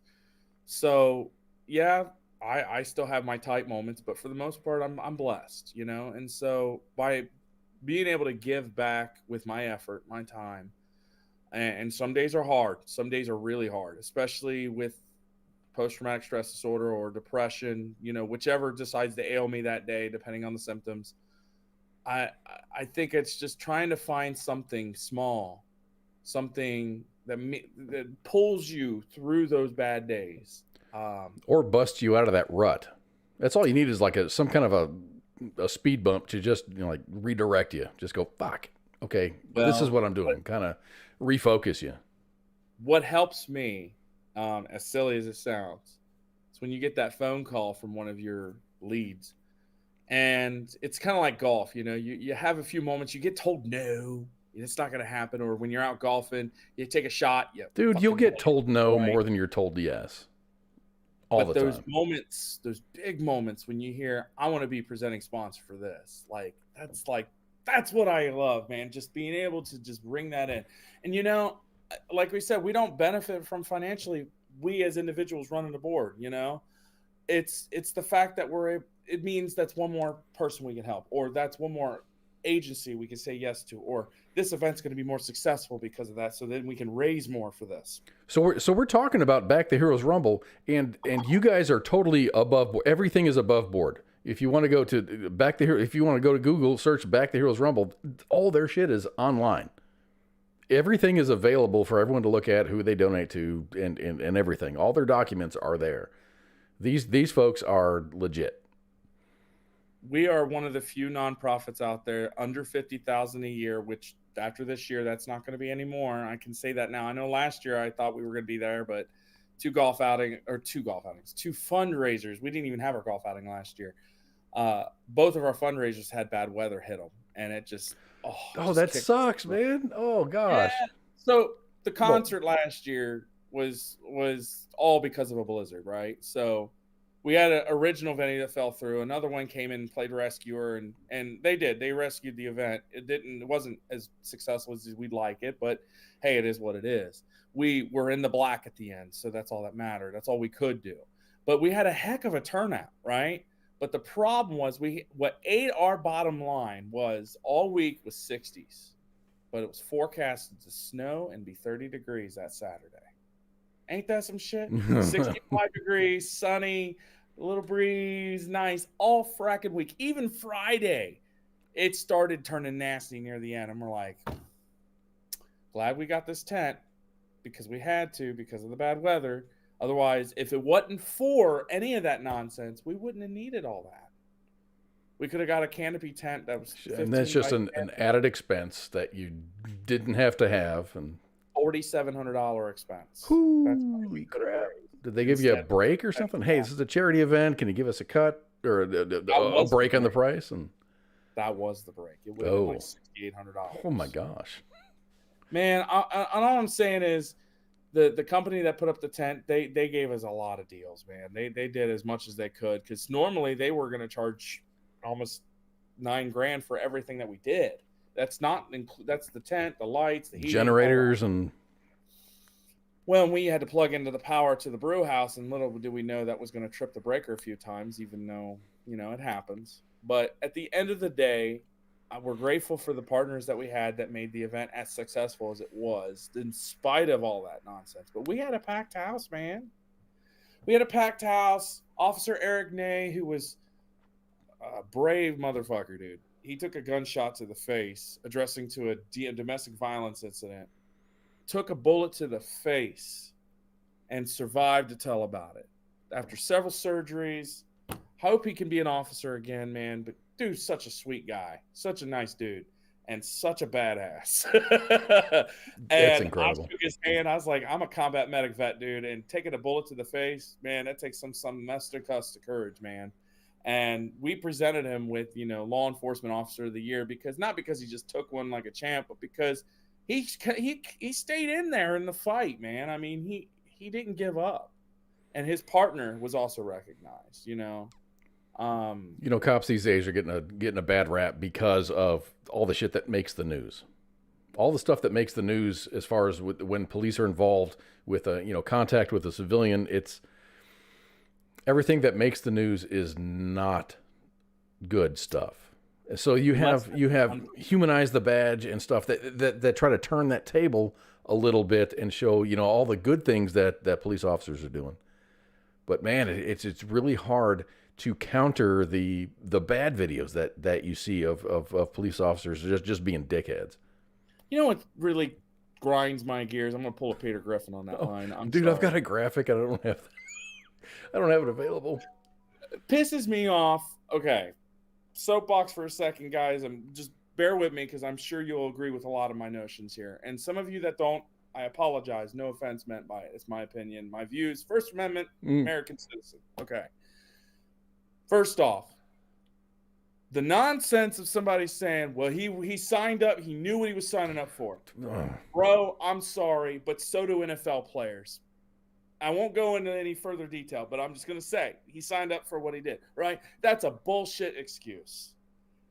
They deserve the same accolades and respect that anybody else that's willing to do more for others. And these people sacrifice everything. Free time. You don't know what an officer goes through. Imagine what a soldier goes through, right? He goes overseas, serves in combat, then he comes back, he's all mentally fucked up. Some of them are okay, but they're really suppressing their demons. Let's be real, okay? They have their issues, right? And they're just barely getting by. Now imagine a police officer having one of those incidences occur, and it's his livelihood. Oh, mind you, it's in his back fucking yard. He's going to have to turn around and do that again next shift and next shift. Oh, you get a leave because it's an officer-involved shooting. Hey, he's cleared of any wrongdoing. Still going to fuck him up in the head for a week, 2 weeks, months, years, because he didn't want to pull the trigger, And that's the same for the chief side. For the female officers, they go through even more scrutiny. Oh, you can't handle the job. Bullshit. I know some women out there as cops that have got more balls than I do, and I'll admit that right off the get-go. Mm-hmm. And last but not least, when it comes to police and fire, people need to understand that these people are human beings as well. They deserve our support. Tired of the fucking stigma. Mental health. You know what? If you have some issues, go get them addressed. And if you end up losing your job over it, I understand where your heart is. We're here for you. Don't be ashamed of your demons.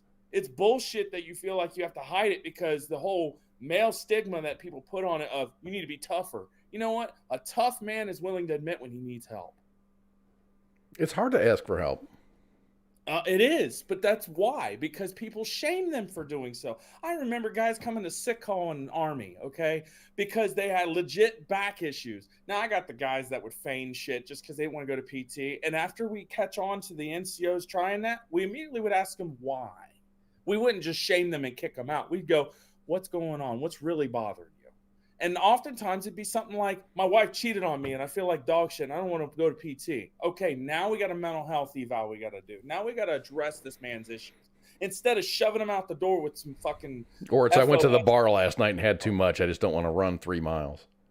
Right. Well, I mean, that's my point, though. Like, instead of saying you shouldn't, we should ask what's going on. Why? What can I do to help? Be the lending ear and help. And I think you could do that just among anybody, not just first responders or service entity, veterans, military. I imagine, like, not veterans. We're gonna put veterans out of this, but you got to figure serving in the police force more so would be like being in the military.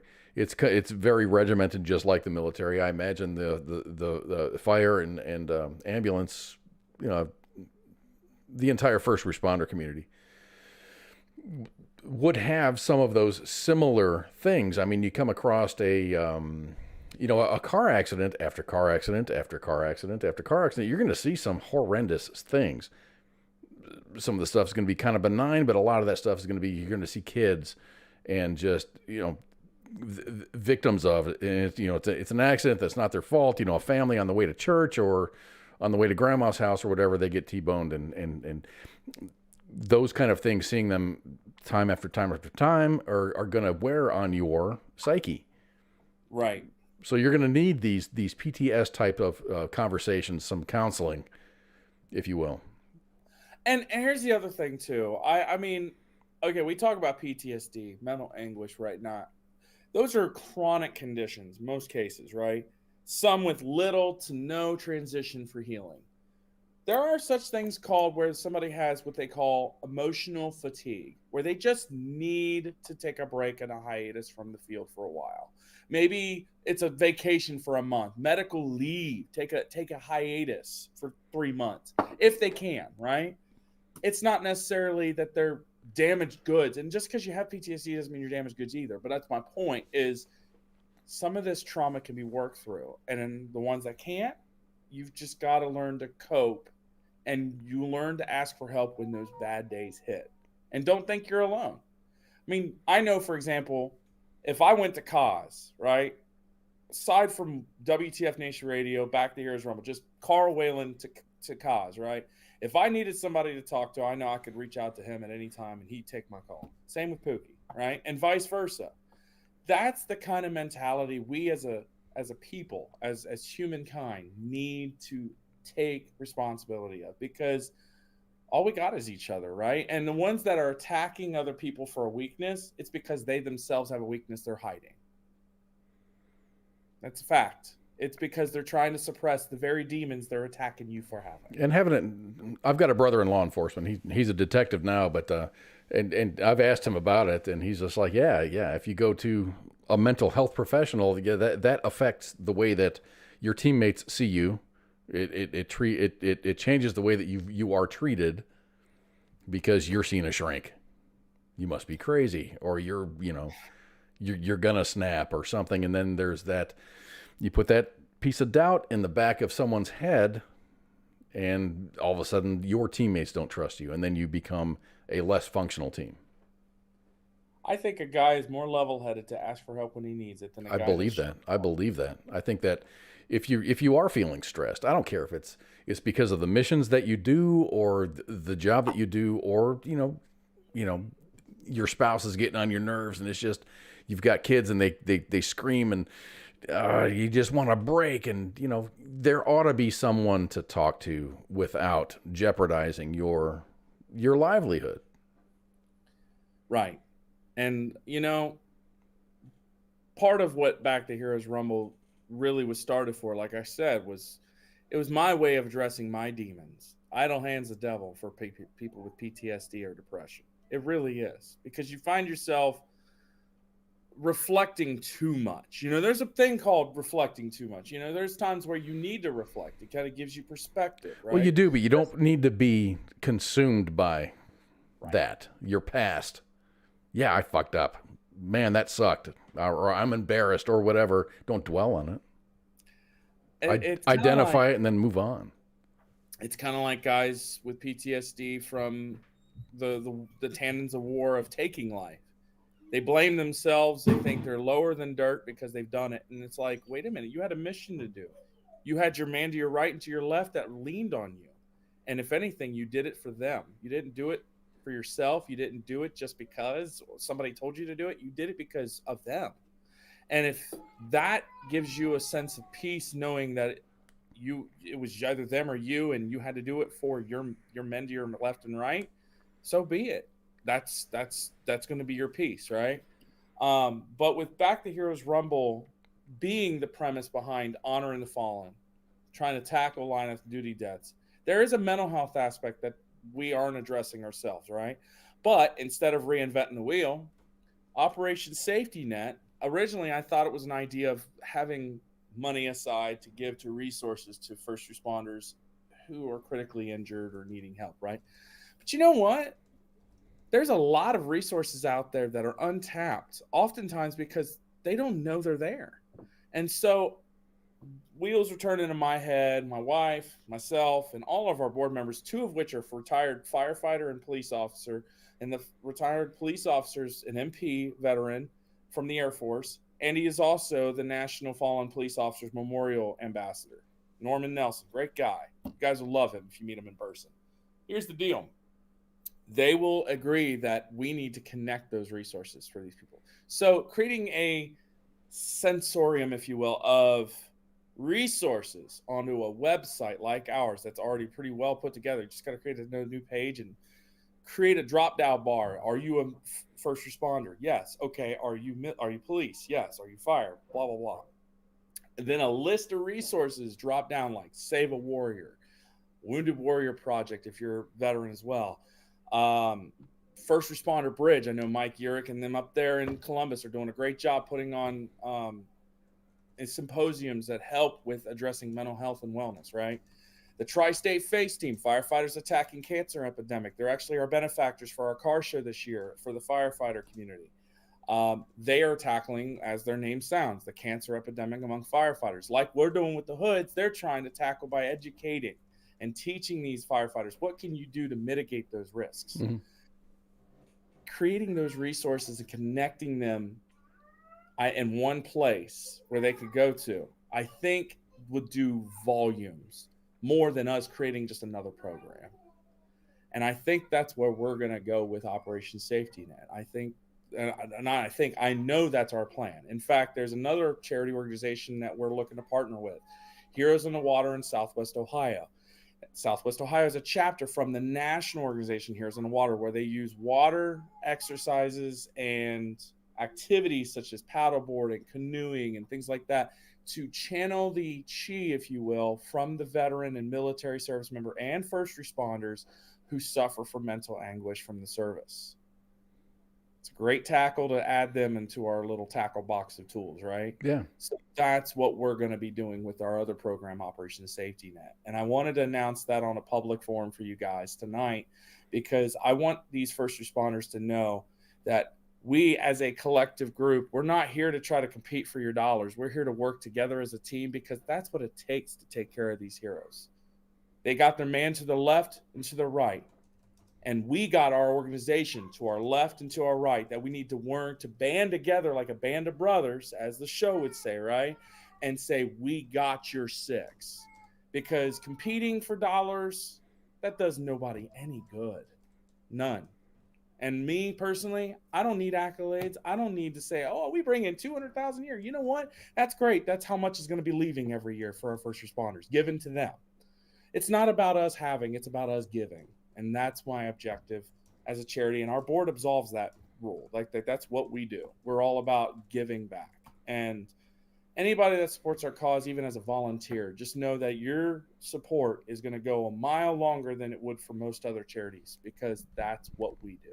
So we're going to support. Here's the where is it? No, that's the grind my gears thing. Where's my I was gonna add that QR thing. Here it is. There it is. Go ahead and scan that QR code. Is there a donation link on that QR code, or is that just like an information link of the golf? So that QR code is the link straight to the golf outing for you to learn more. I think you can do donations straight on that site, but if you want to go to our site where you just donate to a select program, which you can choose, you go to backtheheroesrumble.com and click on how to help at the top at the right of the screen. And it'll take you straight to the page where you can scroll down and donate. And you can choose which program you want it to go to. Now, it says emergency assistance for that safety net. Just understand that that's not really there's none of that money is needed for us for that program. We don't use any money for that program. Okay. So Gen Ops, Open Arms, the car show. Those are the programs that you're supporting. But bottom line is we would love volunteers. That means a whole heck of a lot for us too. So if you're in the Cincinnati area and you got some time available, volunteering for Back the Heroes Rumble in whatever they do car shows. I think what is that fall? That's in the fall, right? August. About August, yeah. And then this golf tournament now is happening in June. So yeah, and every year we alternate between police, fire, and military with that car show. And so like I said, with the firefighter year, the two heroes families were unable to attend, so we chose a charity that served them as well. that's awesome. That's really awesome. So bottom line is, I'll try to be short here, but I want everyone to understand I don't come on the show asking for money. That's not what I want to do. I want people to know why we're here. I want people to know what we're doing, knowing that anything we do receive does not benefit anyone on a personal level. And, outside of operational cost, every dime goes to these heroes. It's literally our mantra. Our goal is to have 80 to 90% of gross receipts make an impact, not just operate a program. And all of this information is available on your website. These are my balance sheets, Right. which is what I appreciate. Yeah, absolutely. I mean, I think transparency is key in anything you do, because if anyone asks questions, you have the answers right there. Exactly. You don't have to, I'll get back with you. No, it's right there. Yeah, and if somebody wants any financial paperwork minus, any bank statements or whatever, if they want to see something that shows what our balanced budget looks like, just reach out to me. I'll more than happy to meet the requirements of what you would like to make that the money is going where we say it's going. That's fucking awesome, dude. So go and check out Back the Heroes Rumble. Carl, thank you very much for your time. As always, thank you for hosting us. Something tells me I'm going to see you back in maybe in the end of July or whatever, and you're gonna push your car show, which is awesome because it just seems to get bigger and bigger. 300 cars. We pretty much have cracked that number, and I think this year we're going to crack 350. And if that happens, then we're going to raise a lot of money for this charity, and as well as for our car show next year when we honor 2 fallen officers, which we have not chosen. We won't choose until September, October timeframe of this year. Unfortunately, I don't mean to be a dick, but a lot can happen between now and then. So I do understand. Yeah. Well, and more importantly, bottom line is we like to see where there's not a whole lot of support called for. If I notice an officer is not getting a lot of support, I'm more likely inclined to choose them because I think every hero deserves to be on. Absolutely. Totally. So all right. I guess we'll see your logo and likeness at our golf outing. And Heath says he's going to try to make it out this year, and he's going to be the 351st car. Who? Heath Barlow. Oh, what you driving, Heath? Why don't you tell us in the chat? I'd like to know. Yeah, we've actually we've expanded on some of the classes for the trophies this year. If you go to our website, you'll see it. I think I got it up to date, but if not, just give me a couple weeks. It'll get updated. But Marine Corps did just come in as a captain. Wow. Okay, Carl. You're just making up words now. I do not have schizophrenia, so I'm not making up words.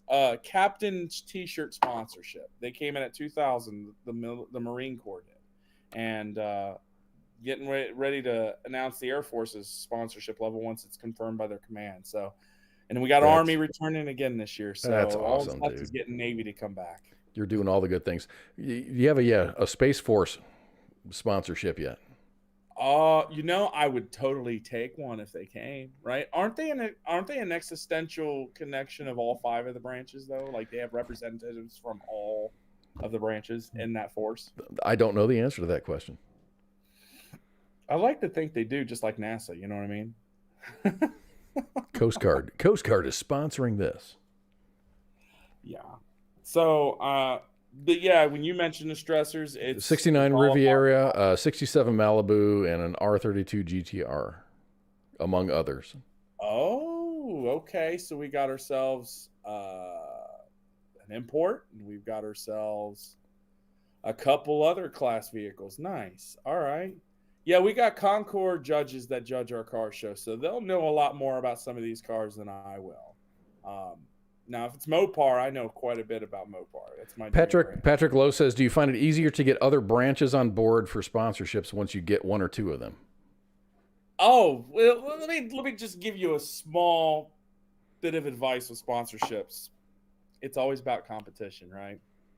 So, if I have Army sponsor, I immediately come to the Marine Corps or no, Navy.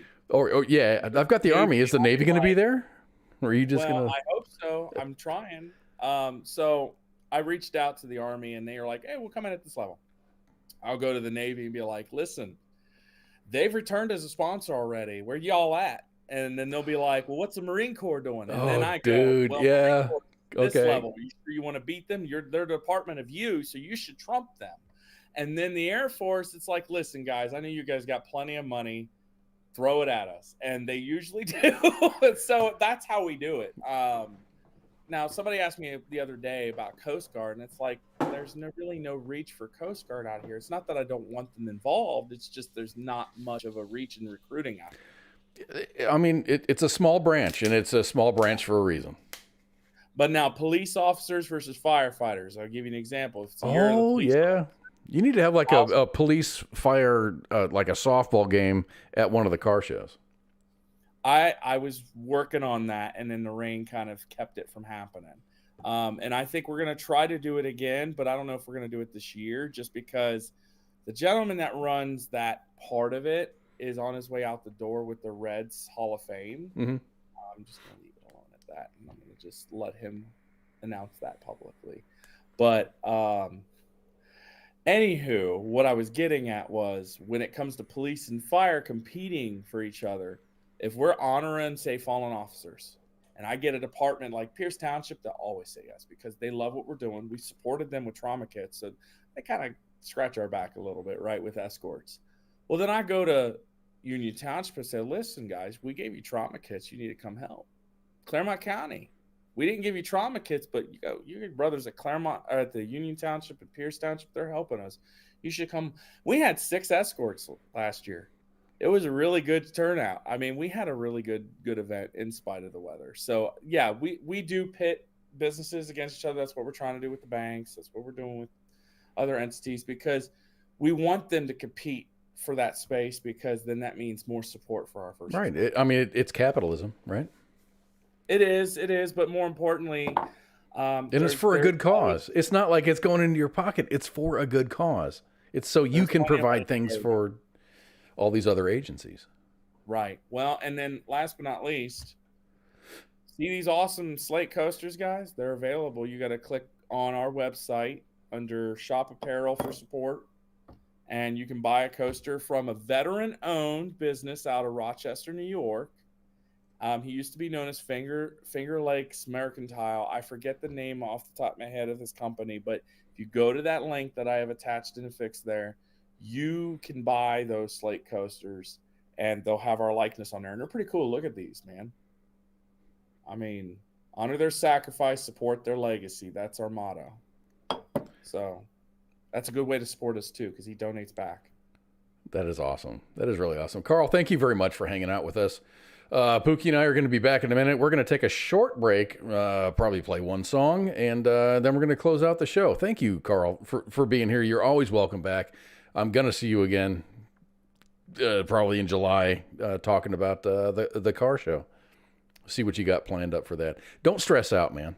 Don't stress out. I think this machine is something that is growing, and it won't take care of itself. It does need some management and stuff, but I don't think you should stress so hard. I think you're doing a great job.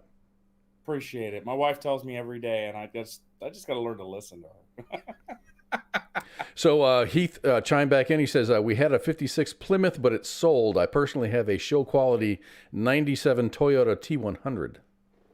Well, the 97 would fit right in its alley for its year. We do break down by decades. So whatever car you want to bring or cars you want to bring, if there's any trailer queens, there is a trailer class. So, I mean, everything's welcome. Sweet. All right, Carl, thank you very much for being here, and we'll catch you in a couple of months for the car show. And we're going to take a break. And when we come back, Pookie and I are going to be back. We're going to talk a little bit of shit, close up the show, and then say goodbye. All right, everybody. Refill your drinks, and we'll be back in just a second.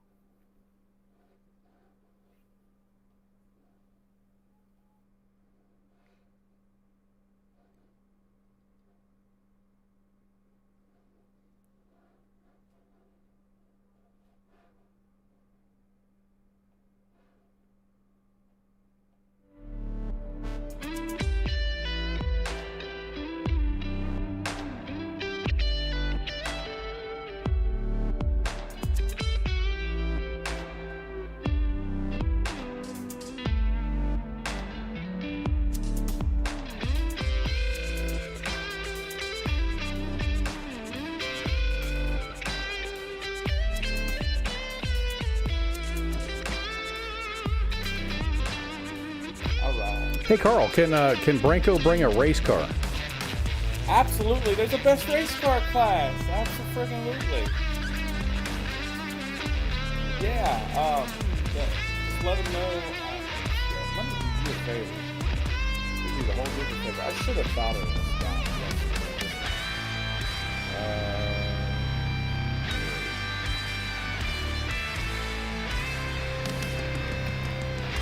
yesterday. So. Those are the trophy classes. When you see best runner-up, that means there's a first place and a runner-up for those classes. Cool. I'll let them know. I gotta pee, man. Go pee.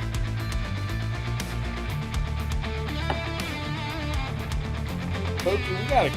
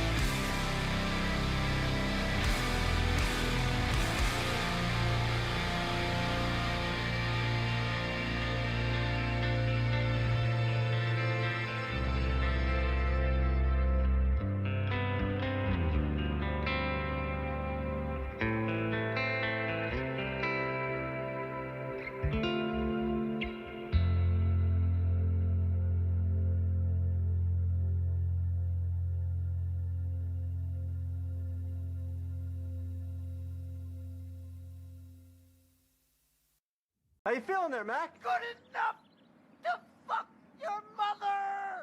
WTF Nation Radio. WTF Nation Radio.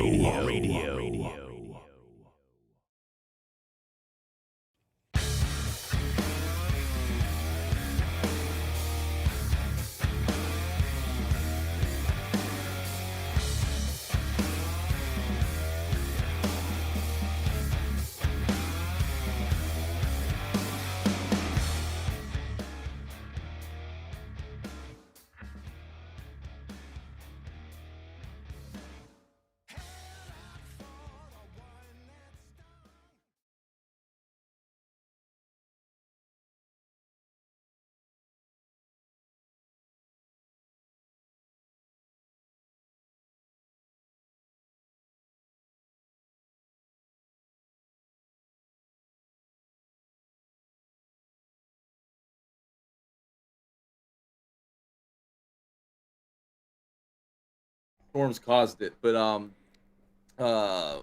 Morbid Angel, I don't know if you ever heard of Morbid Angel, Yeah. the death metal band. Yeah.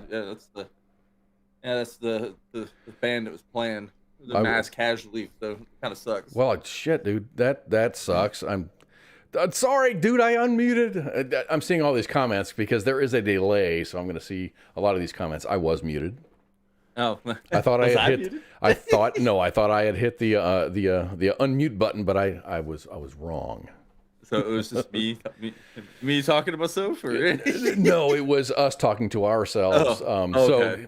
the original question was, what band was this? His name is Rabea Masad. He's from London. He's an awesome guitarist. That's not a song. It's just him doing like a commercial for an effects pedal. It's just him playing. It's not a song. Oh, yeah. It's just so I snagged that audio from a commercial, essentially. And then I went on to say about a roof collapsing at a Morbid Angel concert just a couple minutes ago, and they were kind of. Do you remember where that is? Where's Morbid Angel playing? God, they've been around for a while. Oh man, like when I saw it, I was like, wait, I haven't heard of them in like 15 years. Belvedere, Illinois. Belvedere. I don't know if that's close to the Chicago area or whatnot, but Well, I don't know. I'm just watching videos of it of just people just. I mean, because there's Belvedere and Rubble in it. Batavia. Batavia is a township that I'm familiar with. I don't know about Belvedere. It says, "Cause you're getting old." No, I've been old for a little while. I'm just getting older. All right, so thanks to Carl and Back the Heroes Rumble for being on here. Every time I think that he doesn't have anything new to talk about, he's got shit tons of new stuff to talk about. And it's awesome. It is really awesome. It's a great organization. If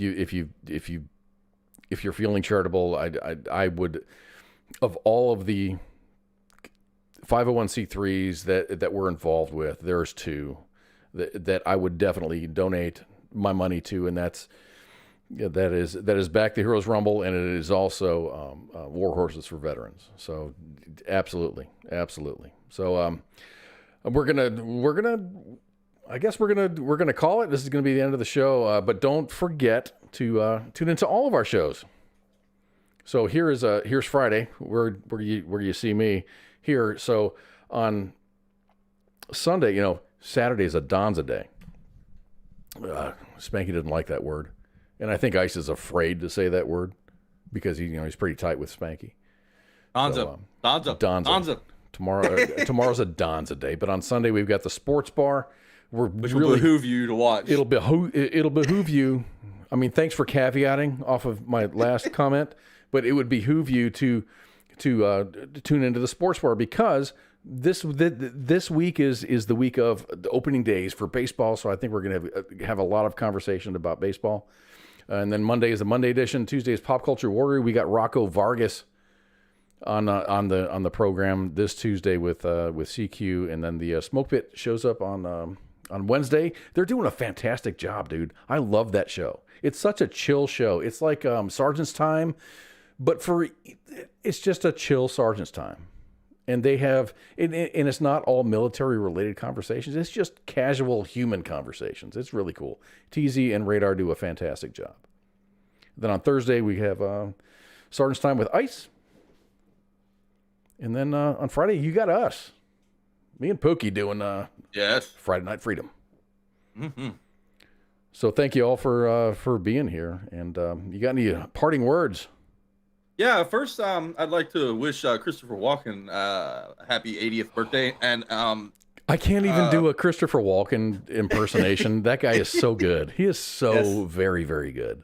And then, like I always say before I tip out of here, is don't drink drive, don't beat your spouse, don't kick your dog, don't fly American, and taxation is theft. All right, everybody. Thank you for tuning in. My name is Kaz, and that is Pookie, and we are out of here. See you next week. Bye. My friend came to the door. She said, well, I was on the phone cooking give me and my baby some breakfast. And she said, hey, something wrong, it's popping. I said, what? She said, yeah. I said, no. So the girl come downstairs, she come out her apartment with her baby with no shoes on. I said, oh, girl, it's cold outside. She said, something ain't right. I said, oh, man. She said, oh, man, the building is on fire. I said, no, what? I got my 3 kids and we bounced out. We ain't gonna be in no fire, not today. The voice of U.S. Army, WTF Moments. This is WTF Nation Radio.